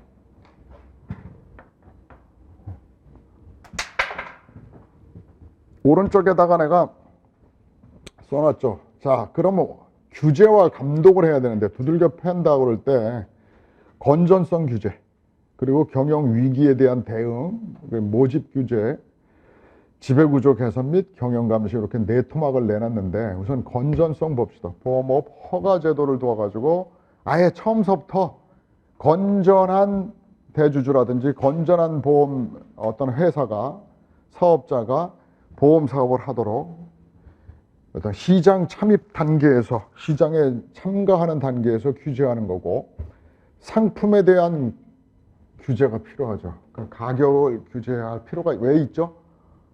보험 상품에 보험 원가를 뭐라 그래요? 우리 보험 요율이라고 그러죠. 보험 요율은 보험 한 단위당 위험 한 단위당 가격이 보험 요율이에요. 위험의 한 단위당 가격. 그러니까 이렇게 말하면 되겠네. 단가, 보험의 단가. 근데 이 단가는 예정 통계율, 예정 사망률이니 예정 위험률이라고 하는 통계에 의해서 결정되는데 우리는 뭐 통계 해석 능력이 있어요, 없어요? 통계를 해석하려면 통계적 기법들을 알아야 되는데 모른단 말이에요. 더군다나 이 보험 요율은 예측이잖아요. 보험은 예측이에요. 예측에 대해서 알명이 죽을 거야. 그래서 Z라는 보험금이 나갈 거니까 이렇게 나는 예상이 돼. 그러니까 지금 N명한테 보험료 P를 준비하자. 예측이 먼저죠. 그리고 준비하는 거예요. 그러니까 예측이니까 사후적으로 확인해 봐야 돼요. 원가가 확정되는 건 사후죠. 사후 확정성을 갖죠. 원가랑 보험 원가에. 그러니까 다른 생산물 제조 원가랑 완전히 차원이 달라요. 다른 생산물 제조 원가는 처음서부터 원료비 얼마, 인건비 얼마, 관리비 얼마 뭐 해가지고 광고비 얼마 해서 자기 마진 얼마 붙이면 많이 팔기만 하면 이제 이 마진만큼이 나한테 들어올 것이야 해서 자기의 이익 이런 걸 예측할 수가 있어요. 그래서 팔기만 하면 실현이 되는 건데 보험은 원가가 불확실하기 때문에 많이 팔린다고 남는다라는 보장을 할 수가 없어요. 돈을 벌었다라고 보장할 수가 없죠. 사후적으로 원가가 확정된다라는 그런 특성을 갖기 때문에 따라서 국가가 이 가격에 대해서도 통제를 할 필요가 있어요. 국가가 가격 통제하는 거 거의 못 봤죠. 자본주의 사회에서 사회주의 국가가 아니고 가격 통제 안 합니다. 근데 보험 가격은 통제를 한단 말이에요. 그래서 가격을 얼마로 해라는 아니지만 기준을 주어지는데 세 가지의 기준은 여러분들이 어차피 2차 시험 아니 보험 공부를 한 사람은 알아야 되는 거죠. 보험 가격은 어떠해야 돼요? 이게 적어도 이 RZ를 해결할 수 있는 만큼의 충분한 재원을 확보해야 되는 거죠. 그래야 지급을 할 수 있을 거 아니에요. 그래서 충분성의 원칙. 너무 조금 받아서 덤핑하는 것을 왜 문제 삼는 거예요? 국가가 야 이거 니네 너무 통계를 이거 볼 땐 이거 원가가 너무 낮아 하고 국가가 오히려 통제할 필요가 있는 것은 싸게 받았다고 해서 좋은 게 아니죠. 그래가지고 도산해버리게 되면 계약자들은 보험료 낸 계약자들 중에 보험금 못 받은 사람들은 그냥 모두 다 그냥 그 산산이 무너져 버리잖아요. 기대가. 그러니까 충분성의 원칙, 그 다음에 어떤 충분하다 못해가지고 이게 과도해질 수 있어요. 그래서 비과도성의 원칙, not excessive. 그 다음에 뭐예요? 비차별성의 원칙이 있죠. 보험업법에 그를 규정하고 있어요. 차별적이어서는 안 돼요. 같은 위험에 다른 가격, 다른 위험에 같은 가격, 이런 형태가 되어서는 안 되죠. 남자 50세와 남자 20세가 생명보험료가 똑같다. 이건 뭐가 잘못돼도 한참 잘못된 거죠. 비차별성의 원칙. 지금 차별하고 있는 거예요, 지금. 남자 20세를 지금 너무 비싸게 받고 있는 거란 말이에요. 아니면 남자 50세가 너무 낮게 받고 있거나, 이 비차별성의 원칙. 이런 등의 요일에 대해서 규제를 하게 될 것이고, 자산운용 규제를 합니다. 근데 자산운용 규제는 지금 트렌드가 많이 바뀌었어요. 옛날에는요, 옛날에는 몇 년 전만 해도요, 자산운용 규제에 관해서, 자산운용이란 뭡니까? 자, N명의 계약자로부터 보험료 NP만큼 받았어요. 앞으로 나갈 거라고 예상되지만 이것이 지금 바로 나가는 게 아니죠. 그리고 이 내 돈, 자본금이 있어요. 부채는 결국 계약자의 돈일 테고, 이 돈이 차변해서 자산으로 내 부동산이 뭐고, 뭐 유가증권이 얼마 있고, 현금이 얼마 있고 쭉 해서 이 자산은 부채 플러스 자본이에요. 근데 가장 많은 게 이 부채 덩어리 중에 이걸 계약자들이 낸 이 보험료가 지금 현금으로 일시로 받게 되지만 보험금이 지급되는 것은 순차적으로 또는 시간을 두고 장래에 나가게 된단 말이에요. 상당 기간 오랫동안 보험회사의 재산으로 체류하고 있죠. 보험계약법을 공부하면서 이 보험자금이 가지고 있는 어떤 투자의 재원으로서의 성격도 여러분이 이미 알고 있지만 투자의 재원 중에서도 이런 장기자금은 없어요. 여러분 그 은행에서 예금을 받고 있지만 그 예금을 가지고 결국 금융기관은 이런 것을 하는 기관이잖아요. 자금 잉여자가 쓰고 남은 돈을 저축을 해야 돼요. 또 저축을 하거나 보험을 들거나 또는 증권에 뭐 주식을 사거나 하여튼 금융기관들은 이런 거를 하는 거잖아요. 그럼 잉여자로부터 받은 저축이나 보험 증권 하여튼 여기 체류한 돈을 가지고 자금 수요자한테 대출을 해주죠. 꿔주죠. 그래서 뭐 5%의 이자로 꿔줬는데 자금 잉여자한테 3%로 주기로 했다고 한다면 2%의 마진을 이 금융기관에서는 노리는 거잖아요. 그런데 이 중에서 어떤 기관이 제일 그 자금 체류 기간이 길 것 같아요? 은행이요. 월급 통장에서 들어와가지고 전부 나가는 데까지 통계 체류 기간을 내보면 7일 정도밖에 안 걸려요. 7일에 나갑니다. 7일 정도. 단기 자본들이에요. 증권, 비교적 은행보다는 좀 오래 체류하지만 보험과는 비길 수가 없어요. 자동차 보험도 들어오는 체류 기간이 1년이에요. 1년 동안은 그냥 묶어져 있는 돈이에요. 생명보험료는 어떻습니까? 20년, 평생 막 이래요. 그죠? 가장 안정적인 산업자금이에요. 그러니까 이 돈을 그냥 두면 안 되죠, 이거. 자산을 운용해야 된단 말이에요. 이익을 내야 될까요? 수익을. 이런 것만 하지는 않아요. 물론, 보험회사도 이 계약자의 보험을 드는 걸 가지고 수요자한테 대출해요. 산업자금으로 대출도 하지만 또 뭐예요? 적극적으로 유가증권을 투자한다든지 또는 뭐 금에 대해서 투자한다든지 이런 투자를 해요. 이걸 우린 뭐라 그러냐면 자산운용, 재산을 운용한단 말이에요. 자, 자산운용에 대해서 몇 년 전만 해도 우리나라에, 한 10년 전만 해도 우리나라에 그 보험 자산운용에 대해서 굉장히 그 규제가 심했어요. 근데 확 열어버렸어요. 언제 특히 열게 된 계기가 됐냐면 IMF 이후 우리가 엄청나게 공부를 한 거예요. 다 뺏겨버렸죠, 우리. IMF는 우리가 금융에 대해서 상당히 많은 공부를 하게 했어요.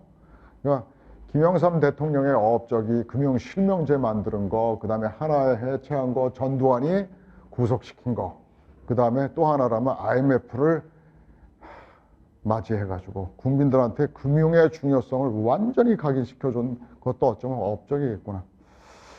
그래서 우리나라 기업들이 그 후에 특히 김대중 대통령이 아주 그냥 절실하게 느낀 거죠. 우리나라도 대형 금융기관을 만들어야 한다. 그래서 금융의 통합화, 금융의 융합화 이런 전략이 옛날에는 없었어요. IMF 이후에 나온 거예요. 그래서 우리나라도 대형 금융기관을 만들어야 한다. 그 시대의 사기꾼 이명박이까지 그 얘기는 하고 돌아다녔으니까. 그러니까 금융의 대형화된 금융기관들이 무슨 짓을 하고 있는 거야, 외국을 보니까. 우리나라 IMF 맞으니까 돈 좀 들고 와가지고 막 헐값에 그냥 쇼핑하고 그러잖아요. 그리고 중국에 막 발전한다 그러지만 그 중국의 발전된 이익은 어디로 가서? 외국 금융기관들이요. 빨대 꼽는 거예요. 그냥. 우리나라 지금 그 공부를 해가지고 베트남에 가서 빨대 꼽고 말레이시아, 인도, 태국 가가지고 빨대 꼽는 거예요. 그래서 금융자본들이 우르르 들어가는 거예요. 그래서 그 시세 차익을 그냥 쭉쭉 단물을 빨아먹는 거란 말이에요.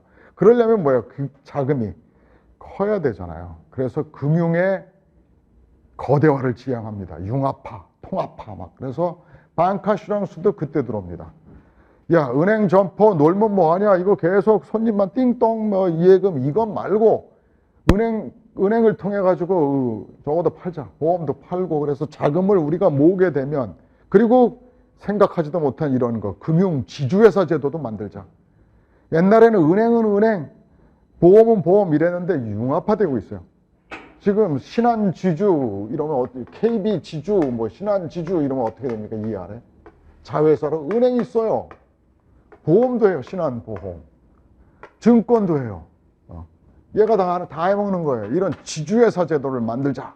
이게 IMF 이후에 그 그림들이에요. KB금융, 뭐 걔네들이 가지고 있는 돈이 엄청나죠. 그러니까 그 돈 가져가서 옛날에 미국에 있는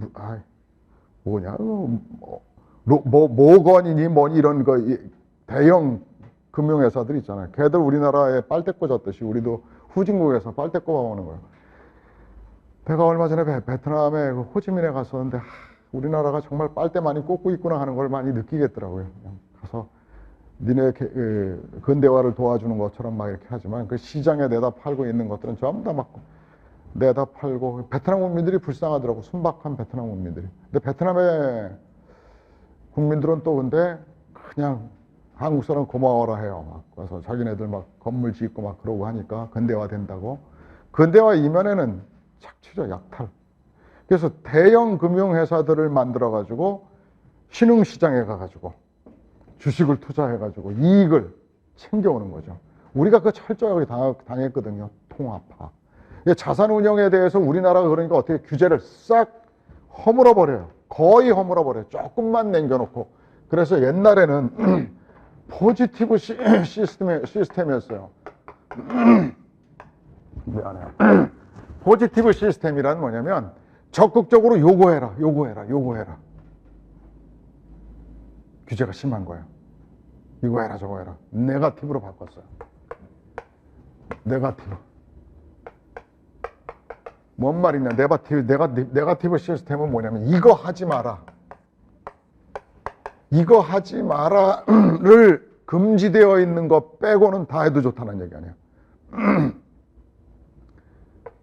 금지주의인데, 금지주의는 그 금지된 투자만 빼면 뭐든, 옛날에는 주식 투자를 하는데 어떠했냐면요.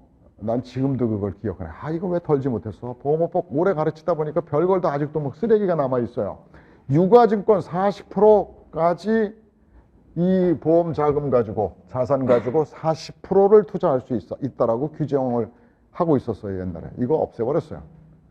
주식이 막 좋은데 외국 시장에 지금 가서 막 빨대 꽂고 있는데 40% 꽂고 나니까 더 투자하면 더 수익이 많을 텐데 보험업법에 40%만 투자해라 이렇게 돼 있으니까 못해. 허물어 버렸어요. 네가 수익이 좋을 것 같다고 하면 중국 시장에 갔다 배팅해. 베트남 시장에 배팅해라. 50%건 60%건. 내가 하지 말라라는 거, 특히 위험하다라고 내가 요 몇 가지 열고한 금지, 그것만 아니라면 허용하겠다. 그러니까 자산운용의 극대화를 위해서 열어주고 있어요. 점차 추세가 그리 가고 있습니다. 자, 자산운용의 규제는 매우 지금 완화되어 가고 있어요. 그렇지만 하고 있습니다. 격리 규제. 격리가 뭐니? 격리. 회계 규제가 있는데 책임준비금에 대한 규제예요. 책임준비금이 뭐예요? 그 부채 아닙니까? 이게 우리 대처대조폐 N명으로부터 보험료 받은 요거에서 지급준비금, 보험금 지급준비금, 이건 뭐로 준비하죠? 여러분 알고 계시죠? 이렇게 보험료가 자 이게 12월 31일이 이날이라고 합시다. 체결된 기간은 제 다르죠, 날짜가. 자, 장부 폐쇄는 12월 31일 날 결산을 하니까 장부 폐쇄합니다. 12월 31일 날 올스톱 시켜놓고 이 순간 체결된 계약이 시기가 죄 다르단 말이에요. 이 기간의 보험료를 우린 뭐라고 그러죠? 벌었다 그래서 earned premium, 경과보험료라고 합니다. 이 경과보험료는 어디다 써요? 이미 오늘 현재까지 발생한 사고의 재원이죠. 현재의 부채입니다. 그러니까 현재 완료형 부채죠. 지금까지 발생한 사고의 재원으로 쓰이는 거죠. 그걸 우리는 뭐라고? 로스 리저브, 보험금 지급준비금으로 반드시 보험금 지급준비금 얼마 반드시 장부에 기재되어 있어야 한다. 그럼 이 돈은 뭐예요? 이거 오늘 현재 이 돈 아직 기관이 경과하지 않았으니까 미경과보험료라고 하죠. 미경과보험료는 뭡니까? 장래부채. 앞으로 발생할 사고의 재원이죠. 미경과보험료 적립금을 여기다가 미경과보험료 적립금 책임준비금으로 반드시 미경과보험료 얼마 해가지고 반드시 이 돈이 넌 가지고 있어야 된다. 어떤 걸로 어떤 형태의 자산으로 되든 유가증권으로 갖고 있던 현금으로 갖고 있던 넌 여기 돈 갖고 있어야 한다고 장부 규제하겠다 이런 얘기입니다. 책임준비금 등에 대해서. 그래서 미경과보험료 적립금은 그 보험료 적립금이 어떤 개념입니까? 그대로 재보험료라는 것도 아시죠? 그대로 이거 그냥 재보험 들면 이 보험료 다 주면 재보험으로 재보험료 떠넘길 수 있으니까 재보험료입니다. 그 다음에 이 현재 상태에서 계약이 깨진다 그러면 돌려주면 되는 거니까 해약 환급금이죠. 미경과 적립금은 earned premium reserve는 equal 해약 환급금, equal 재보험료입니다. 근데 조금은 달라요. 이론상으로는 그렇지만 미경과 보험료 적립금이 해약 환급금보다는 많아요. 왜 그러죠? 해약 환급금은 이거 다 돌려주지는 않고 뭐예요? 공제를 해요. 해약 공제. 투자의 기회비용을 상실하게 되잖아요. 해약하는 사람들 때문에. 그래서 공제를 하죠. 재보험료도 조금 더 미경과 보험료가 커요. 이론상으로는 이게 재보험료지만 재보험을 들게 되면 재보험자로부터 수수료를 공제하고 지급을 하기 때문에 재보험 수수료 때문에 사실 재보험료가 더 적죠. 어쨌든 이론적으로 이거 규제 여기다 놓도록 책임준비금 등 여러 가지 회계 장부에 대한 격리 규제를 하고 있습니다. 15만 씩까지. 건전성과 관련해 가지고 그래서 격리 규제. 그래서 책임준비금에 대해서 적립 어떻게 해라 하는 그런 것들을 규제하고, 그 다음에 정보 공시하도록 홈페이지에 공시하도록 하는 조항을 둔다든지. 근데 무엇보다 중요한 게 이제 이 규제예요. 경영 위기에 대해서.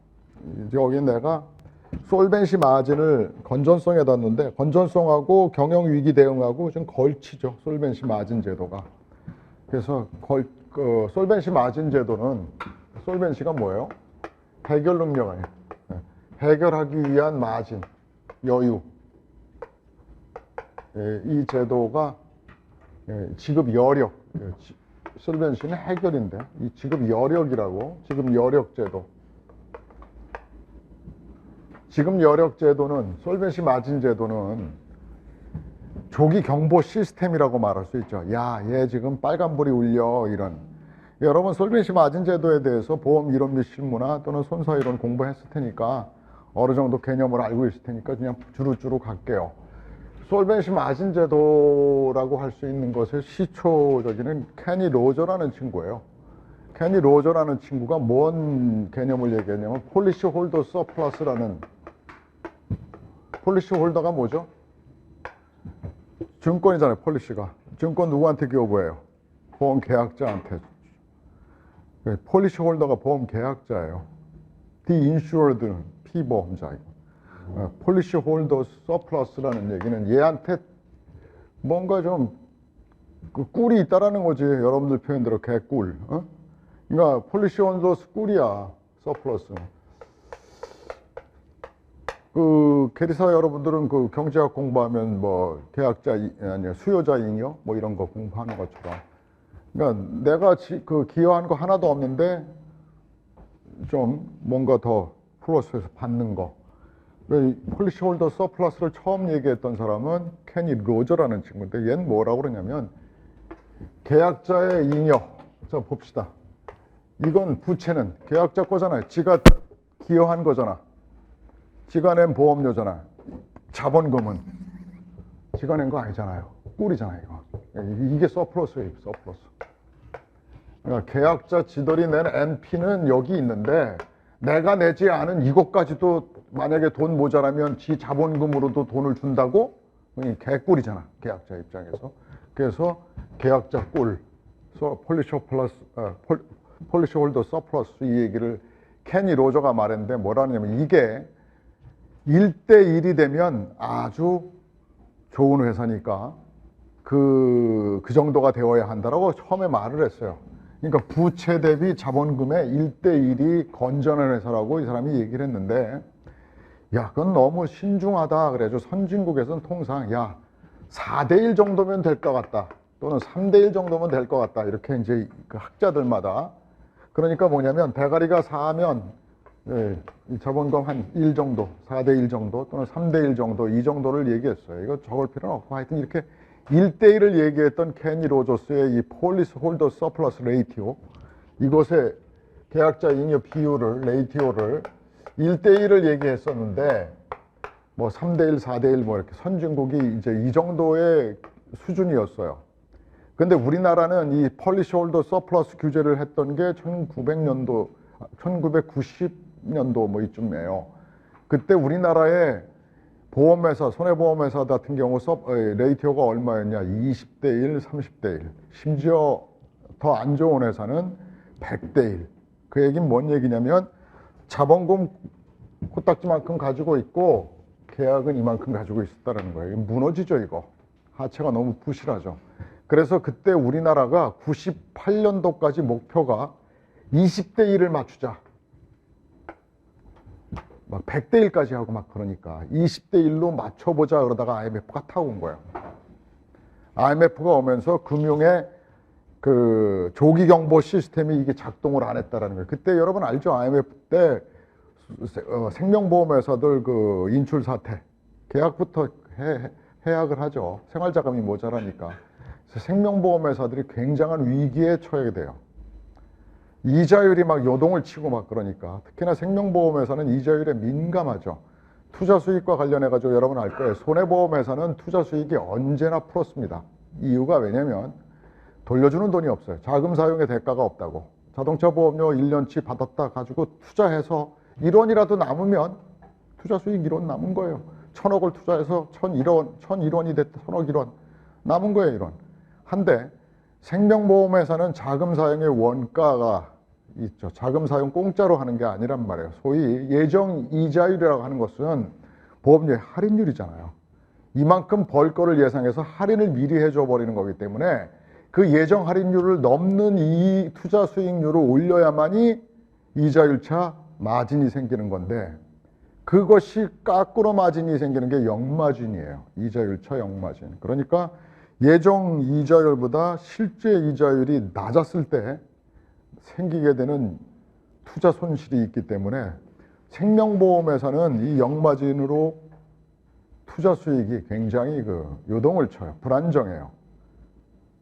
이 내용은 뭐 쉽게 이해가 되실 거예요. 그래서 난리가 났어요. 지금 우리나라의 특히나 이 금리가 어떻습니까? 계속 저금리죠. 계속 저금리로 쭉 내려가다 보니까 생명보험회사가 예전에 판매했던 예정이자율 할인율이 너무 높았어요. 그래서 예전 계약들이 지금 뭐 손실이 눈덩이처럼 커지고 있는 거예요. 생명보험회사 주가가 왜 못 올라가냐? 계속 곤두박질 쳐왔느냐? 예. 우리나라가 이자율을 올리면, 하는 이 기준금리를 올리면 이제 금리 인상을 하게 되면 투자 수익이 좀 좋아지겠죠. 그러면 주가가 올라갈까? 그렇지 않으면 지금으로서는 생명보험회사의 주식은 사면 바보예요. 지금 너무나 초저금리여서 눈덩이로 지금 커져 있어요.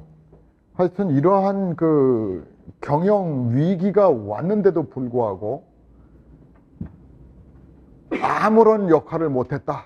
그래가지고 이 조기 대응 시스템을 다시 바꾸자 해서 폴리시홀더 서플러스를 버려버려요. 98년도에 목표 20대 1로 하자 하다가 20대 1 가기도 전에 바꿔가지고 뭐로 바뀌냐면 지급 여력 제도가 두 가지 스타일인데 하나는 EU식이 있어요. 유럽 연합 방식이 있고 하나는 미국식이 있는데 미국식은 리스크 베이스드 캐피탈이라고 그래서 이 베이스는 뭐냐면 이 베이스의 기준 금액을 파산 위험이라든지 무슨 위험들을 해결하는 데 필요한 위험을 돈으로 환산한 금액을 기준으로 해요. 그래서 이 회사가 안 망하려면 이 정도의 돈이 있어야 해. 지금 여윳돈이.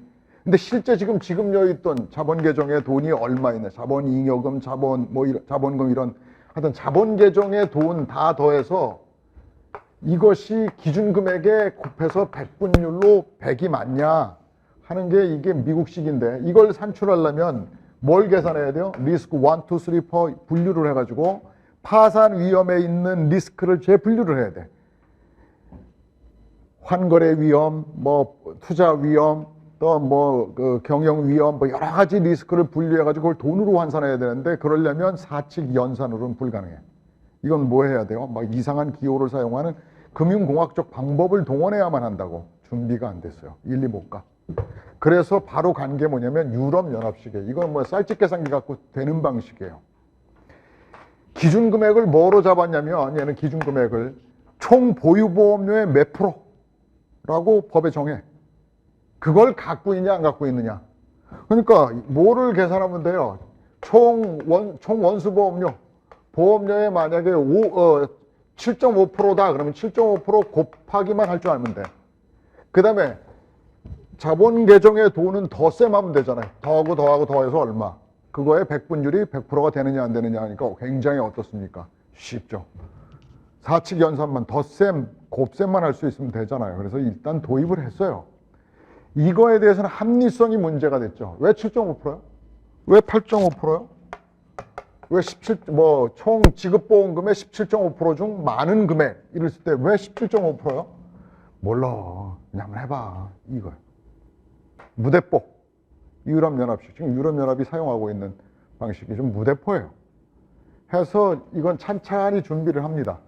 찬찬히 준비를 하다 2008년도인가 완전 도입을 합니다. 일본 아이들은 우리보다 일찍 90년대에 도입을 했고 그럼 일본 애들 거 베끼면 거 아니냐? 그게 곤란하죠. 왜냐하면 어떤 회사의 파산에 영향을 미치는 요인들이 말이죠. 국가마다 민족 특성마다 달라요. 우리나라의 리스크 제일 큰 게 뭐라고 생각합니까? 대주주요. 우리나라의 보험회사들이 왜 휘청거렸느냐? 이건희가 그랬거든. 야, 나 자동차 회사 하나 갖고 싶다. 그럼 네가 만들어. 근데 지 돈 안 해. 뭘 한 거죠? 야, 삼성생명 돈 좀 꺼줘. 삼성화재 돈 좀 꺼줘. 그래서 망할 뻔한 거예요. 삼성생명에서 돈을 왕창 아니 이건희가 꿔주라고 하니까 구워준 거예요. 삼성 자동차에다가.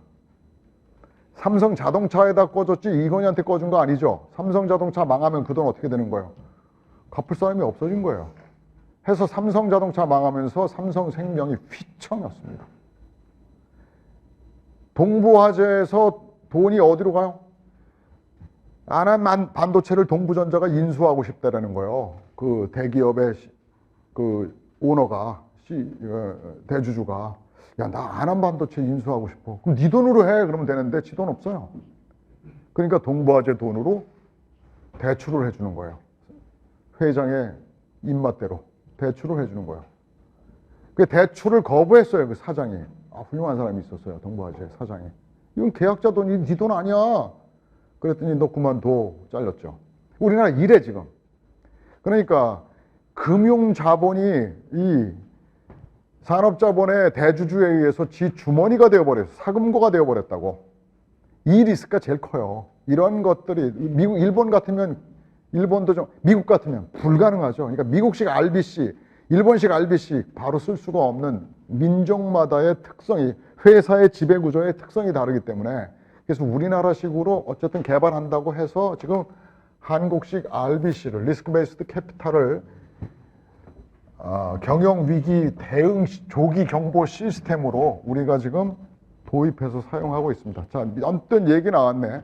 그 보험회사의 자금에 관해서 가장 위험이 누구예요? 대주주예요. 대주주. 지 돈처럼 써요. 그럼 지 돈, 지가 구워가지고 투자를 하는 게 아니라 지가 구워주라고 압력을 넣는 거기 때문에 망했을 때 자기는 책임 없어요. 법인격 분리의 원칙. 회사는 회사고 개인은 개인이니까. 자기가 나도 자본 투자한 거 다 회수 못해서 띄었어. 그러고 있는 거야. 이런 부도덕한 짓들을 대기업 총수들이 한다고. 그래서 산업자본이라면 자동차, 전자 뭐 이런 산업자본이 금융자본을 지배해서는 안 되겠죠. 우린 철저하게 느낀 거예요. 그런 것들을. 해서 금산분리의 원칙이라는 게 이제 감이 뭔지 알겠죠. 금융자본과 산업자본의 혼재되는 것을 딱 금지시켜야만이 보험계약자 등을 제대로 보호할 수 있겠구나. 자연스레 맨 마지막에 지배구조로 돌아가게 되는데 우리나라의 IMF 때 문제가 됐던 게 이 지배구조의 문제였어요. 회장이 지배를 해버린단 말이에요. 이게. 회장이. 지 마음대로 이 돈을 자기 주머니에 있는 돈처럼 이 돈은 누구 돈이에요? 사실 계약자 돈인데. 삼성생명이 상장을 할 때 경제정의연합에서 뭐라고 말했어요? 경제시천연합에서 그건 니네들이 잘해가지고 자산이 부풀러진 게 아니라 부동산값 튀어가지고 부풀러진 거니까 계약자 돈이다. 그러니까 주식을 계약자들한테 나누어줘야 한다. 이 맞는 말이에요. 근데 하나도 그러지 않았죠. 그러니까 우리나라 재벌들이 국민들의 그 땀과 피 속에서 커가지고 부채의식을 느끼지 않는 가장 부도덕한 부도덕하다는 비판을 받는 이유는 거기에 있어요. 우리가 덜 먹고 안 쓰고 하면서 고속도로 났거든요. 그 가장 큰 혜택을 누가 받았어요? 지들이 본 거예요. 상품 만들어가지고 긴급하게 수송하고 실어서 외국으로 수출할 수 있도록 우리가 항만 만들어줬어요. 부산항, 인천항, 울산항 뭐 이런 것들을 저들이 만들었으면 좋아. 나 몰라라 해도 좋다고. 근데 다 그 국민들의 피와 땀으로 항만 이 고속도로 이 기간 기간 시설들을 다 국민들이 만들었는데 자기가 잘나가지고 돈 벌었다라고 생각하고 착각하고 재벌들이 국가에 대해서 어떤 그 부채의식이나 이런 게 하나도 없는 거죠. 그래서 이 자식들은 그 싹수가 글러먹은 놈들인 거예요. 그래서 우리나라 그 재벌이. 우리는 국민들은 지금 오블리스 노블리주를 요구하는 게 아니에요. 무슨 오블리스 노블리주. 그제 국민이 꿔간 돈 내놔 이 자식들아 이 얘기예요. 정의당에서 그 전에 얘기했던 왜 부자 증세 이런 것들은 꿔간 돈 내놔라요. 너의 오블리스 노블리 너한테는 고귀한 거를 기대를 못해. 나쁜 짓만 골라가지고 하는 너희들한테 고귀한 건 기대하지 않겠다. 꿔간 돈 내놔 이 자식들아. 이게 정의당이 얘기하는 부자 증세예요. 지금의 소득세법 이거 지금 위주로 되어 있는 국가재원을 소득세법 위주로 그 유리지갑에서 급여소득자에서 채가는 이 시스템 바꿔줘야 되는데 재산이 있는 곳에서 세금을 걷어야죠. 네가 이 땅의 주인이라고, 네가 네 후대가 이 땅의 이 집의 주인이라고, 아직 태어나지도 않은 너의 손자가 이 기업의 주인이라고 주장할 수 있는 근거가 뭐냐? 소유제도 아니에요, 소유제도. 그 소유제도라는 것이 과연 정당하냐 문제부터 다시 검토를 해야 돼요. 내가 태어나기도 전에 이 대한민국의 국토가 다 나뉘어져 있다라는 경험들을 다 했잖아요. 그거의 근거가 뭐냐? 소유란 말이에요. 그것이 1000년, 만년, 뭐 100대, 200대로 이렇게 상속되는 것의 정당함이 뭐냐? 우린 다시 한번 검토해야 할 필요가 있어요. 공동체에서 너무 이 부가 잘못되어 있다. 자본주의는 완전히 고장 나버렸어요. 그래서 나는 이번에 문재인 대통령 나는 한 번도 뭐 한나라당 이쪽 그 계열을 찍어본 적이 역사 이래 없어요. 태어나면서. 그렇지만 내가 노무현 대통령하고 문재인 대통령도 최근에 이제 좀 실망하려고 그러는데, 내가 원하는 문재인 대통령한테 표를 준 이유는 사회복지국가라는 어떤 가치를 갖다가 좀 철저하게 뒤도 몰아보지 말고 옆도 보지 말고 앞만 보고 너에게 표를 준 사람의 그 뜻만 생각하고 가자 라고 했는데 자꾸 뒤를 돌아보시네. 그래서 최근 내가 좀 실망이 좀 커요. 나는 최저임금제 반발하고 막 그러는 그런 것들에 대한 것들이 눈치 보고 이러는 것들도 좀 그렇고, 앞만 보고 가야 되는 거야. 표를 준 사람들의 그 의지를 실현해 줘야 되는데 자꾸 뒤를 돌아봐. 어쨌든 재벌들의 그런 문제 때문에 우리나라의 지배구조 개선 및 경영감시 제도를 이 안에 넣어서 뭘 넣냐면 사회이사제도, 감사위원회, 준법감시, 내부 통제기준이라는 것을 IMF 이후에 도입을 하게 됩니다. 그런데 이게 작동하지 않아요. 이것도. 사회이사란 뭐냐면 외부의 피를 수혈하자는 거예요. 지금 이사들은 다 썩었어. 회장이 임명한 놈들이기 때문에 자동 거수기야. 그러니까 자동으로 거수하지 않고 자기의 얘기를 할 수 있는 사회에 명망 있는 인사들을 섞어서 수혈을 하자. 외부의 깨끗한 피를 섞자라는데, 사회이사 제도는 어느덧 더 썩은 피로 섞는, 더 딸랑거리는 인간들의 어떤 안식처 같은 곳이 되어버렸어요. 폐지함이 난 것 같아요. 저 사회이사 제도는 미국은 잘 운영되고 있어요. 정말 사회이사로 선임된 사람들이 그들의 명예, 오직 그거 하나만 가지고 그 회사에 대해서 감시하는 그런 역할을 한다라는 그 소명의식을 분명히 가지고 있는데, 우리나라의 사회이사로 뽑힌 친구들을 보면 부정부패하다가 자리 옮긴 친구들이 대부분인 것 같아요. 대학 교수도 사회이사만 되면 거지가 되어버리는 것 같아요. 사회이사 제도. 그래서 우리 법에 뭐라고 되어 있었냐면, 사회이사는 과반수가 넘어야 그 회장이 임명한 그 이사들하고 표대결을 할 수 있겠죠. 그래서 사회이사를 2분의 1 이상 채워넣기로 했어요. 그 다음에 감사위원회는 경영감시를 하는 감사제도잖아요. 그 감사위원회 제도는 사회이사가 3분의 2를 확보하도록 했어요. 요건 적어 놓으십시오. 왜냐하면 2분의 1, 3분의 1 이거 삭제됐어요. 법에서. 그 다음에 준법감시인을 1인 반드시 두어라. 그래서 내부 통제 기준을 만들어가지고 그것을 잘 지키는지 감시하는 준법감시인을 두어라 했는데, 이게 다 탱자가 되어버렸어요. 근데 이것을 전부 다 삭제해가지고 어디로 갔느냐면, 금융회사 지배 구조에 관한 법률이라는 것을 만들었어요. 금융회사 지배 구조에 관한 법률을 만들어가지고 거기다가 다 옮겨버렸어요. 보험업법에 있던 걸. 왜냐면 보험회사뿐만 아니라 증권회사, 신탁회사 모두 다 금융회사들은 이런 지배 구조가 투명한 제도로 바꿔야 한다 그래가지고 통합해버렸어요. 그러니까 글리 넘어갔어요. 보험회사도 당연히 금융회사니까 사회이사 둬야 됩니다. 근데 시험 문제는 안 나옵디다. 저거 넘어가고 난 다음에. 근데 혹시 모르니까 사회이사 2분의 1 그냥 나오면 기억 한번, 지금은 삭제해버렸어요. 아직 통째로 다 드러내가지고 어디로 갔다고요? 금지법으로 옮겨갔어요.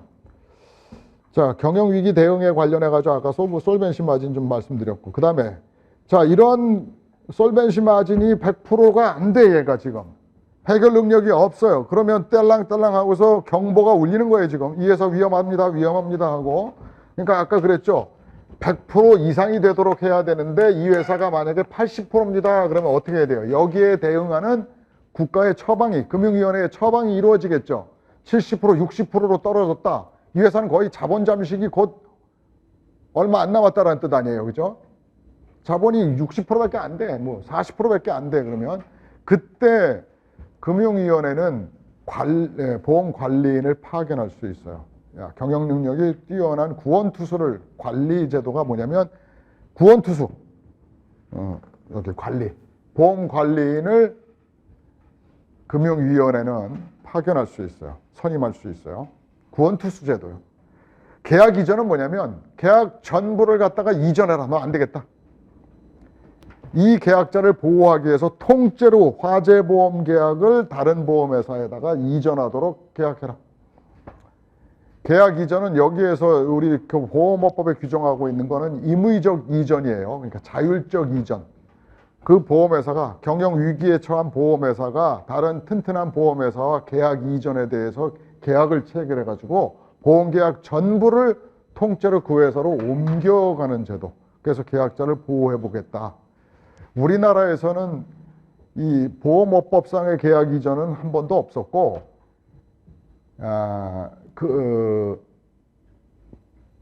전에 있었던 금융산업 조정에 관한 법이 아니라, 법이 있었는데 그 법에 의해서 강제 이전을 한 적이 있어요. 리젠트 화재가 망했습니다.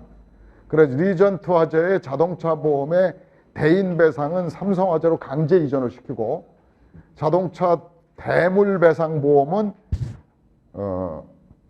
동부화재로 강제 이전시키고 뭐 이렇게 강제 이전한 적이 있는데, 여기에 있는 이전은 뭐예요?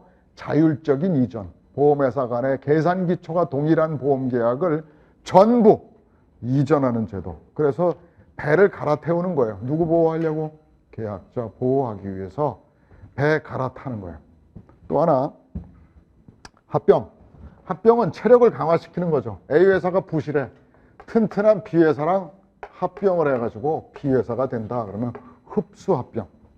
또는 A회사도 부실하고 B회사도 부실해. 니네 합쳐가지고 C회사 만들어라. 신설합병. 하여튼 합병의 취지는 뭐예요? 두 회사를 합쳐가지고 체력이 튼튼하게 만들어보자라고 하는 합병제도도 여기도 임의적 합병입니다. 강제합병이 아니라. 그러니까 보험업법에 규정하고 있는 것은 자율적인 계약 이전, 자율적인 합병에 대해서 규정하고 있어요. 그 외의 해산 사유에 대해서도 업법에는 규정하고 있는데 가장 주요한 것들을 이제 살펴본 겁니다. 이래도 저래도 안 되겠다 하는 게 청산이에요. 그래서 청산 절차에 대해서 규정해 놨습니다. 설거지하는 방법에 대해서. 설거지는 어떻게 해야 되겠습니까? 우선 일반 채권자부터 보호해야겠죠. 그 다음에 누구 보호해야 될까요? 계약자 등이죠. 보험금 탈자. 그 다음에 맨 마지막에 자본 출자한 사람들한테 남은 돈 갖고 있으면 주고 없으면 끝. 그러는 거죠. 그러니까 누구를 보호하려고 그러냐면 이 보험회사와 거래한 일반 채권자를 우선적으로 보호해야 할 거고, 그 다음에 이 보험회사의 보험든 손님, 계약자를 보호해야 할 거고, 그 다음에 남은 것이 주인이지. 그런 청산 절차에 대해서 규정하고 있어요. 청산은 설거지입니다. 그러니까. 그래서 그 회사는 없어지는 거죠. 이제 청산을 마치게 되면 없어지는 거죠. 설거지. 그리고 이제 모집에 대한 규제. 이 보험업법은 원래 이 나머지 법과 모집에 관한 법률 두 개로 있었어요. 이렇게 나뉘어져 있던 건데 보험업법에 흡수해버렸어요. 모집제도가. 모집제도가 그만큼 중요하다라는 말이에요. 왜냐하면 모집제도가 혼란스러우면 결국 누가 손해를 보나요? 계약자를 가지고 노는 거죠. 호구되는 거죠, 계약자가. 그래서 모집에 대해서는 자격제도를 도입해야 할 필요가 있다. 그래서 모집인 자격이 있어야 합니다. 반드시 금융위원회에다가 등록한 설계사, 대리점, 중개사여야 한다. 금융위원회에다 등록해라. 내가 보겠단 말이야, 금융위원회가. 그 다음에 모집인이 문제가 되는 것은, 자격도 자격이지만 문제가 되는 것은 모집하면서 안 할 짓들을 한단 말이에요. 우리 회사 이 보험 들면 말이죠. 이 회사는 이래. 우리는 이만큼. 비교를 하고 막 그래. 비교를 할 때 전체의 비교는 오케이. 전체 비교를 해주는 건 오히려 도움이 되는데 좋은 것만 비교하죠. 내가 모집인들은 자, 회사의, 자기가 소속된 회사의 이익과 자기의 이익이 충돌하면 어떤 이익을 우선할까요? 자기 이익이지. 수수료. 내가 수수료 받아야 먹고 살잖아요. 그러니까 회사에 역선택이 되든 회사에 안 좋은 위험이든 관계없이 그냥 계약을 체결시키려고 애쓸 것이고, 그 다음에 보험 계약자의 이익과 자기의 이익 또는 보험회사의 이익이 충돌하면 지들 이익을 우선시킬 거라고요. 그래서 이 모집인들에 대해서 해서는 안 될 행위들을 명확하게 해둬야 할 필요가 있어요. 그 중에 가장 중요한 게 비교인데, 전부의 비교, A 회사와 B 회사의 상품의 전부 비교, 오케이. 이건 허용해요. 근데 일부만 비교해 주는 거야. 얘가 좋은 거 요것만 강조해. 이게 이런 게 있는데 이건 은폐하고 이것만 일부 비교를 금지해 놨습니다. 일부. 전부 비교는 허용됩니다. 일부 비교하는 행위가 금지되어 있고, 또 하나 어떤 짓들을 하느냐. 요즘도 나한테 전화가 옵니다. 내가 옛날에 체결했던 계약이 예정이율이 높아요. 예정이율이 높다라는 얘기는 만기환급금이 크다라는 얘기입니다. 지금 보험회사에서 눈덩이처럼 적자가 늘어나고 있는 것이 옛날에 체결했던 계약들이에요. 수시로 전화가 옵니다. 보면. 고객님, 요번에 그 보험료의 변경 없이 무슨 특정 몇 대 암에 걸리게 되면 이것을 기존 계약은 4천만 원인데 1억을 주기로 하는 계약으로 바꾸라는 겁니다. 그걸 바꾸게 되면 어떻게 됩니까, 이제? 계약을 바꾼다, 승환. 이걸 해약시키고 새로운 계약으로 체결시키는 거예요. 예정금리는 어떻게 돼 있어요? 숨겨져 있죠. 여긴 예정금리가 내가 체결했던 건 8%면 이거는 2%짜리. 이런 짓들을 합니다. 모집, 지금 해, 근데. 모집에 관련해가지고 승환계약. 승환계약. 승환계약, 전 계약을 해지시키고 새로운 계약으로 갈아타게 하는 행위. 이런 것들에 대해서 규제를 해야 할 필요가 있죠. 보험계약자는 멋모르고 더 좋은가 보다. 그럼 그렇게 해주세요.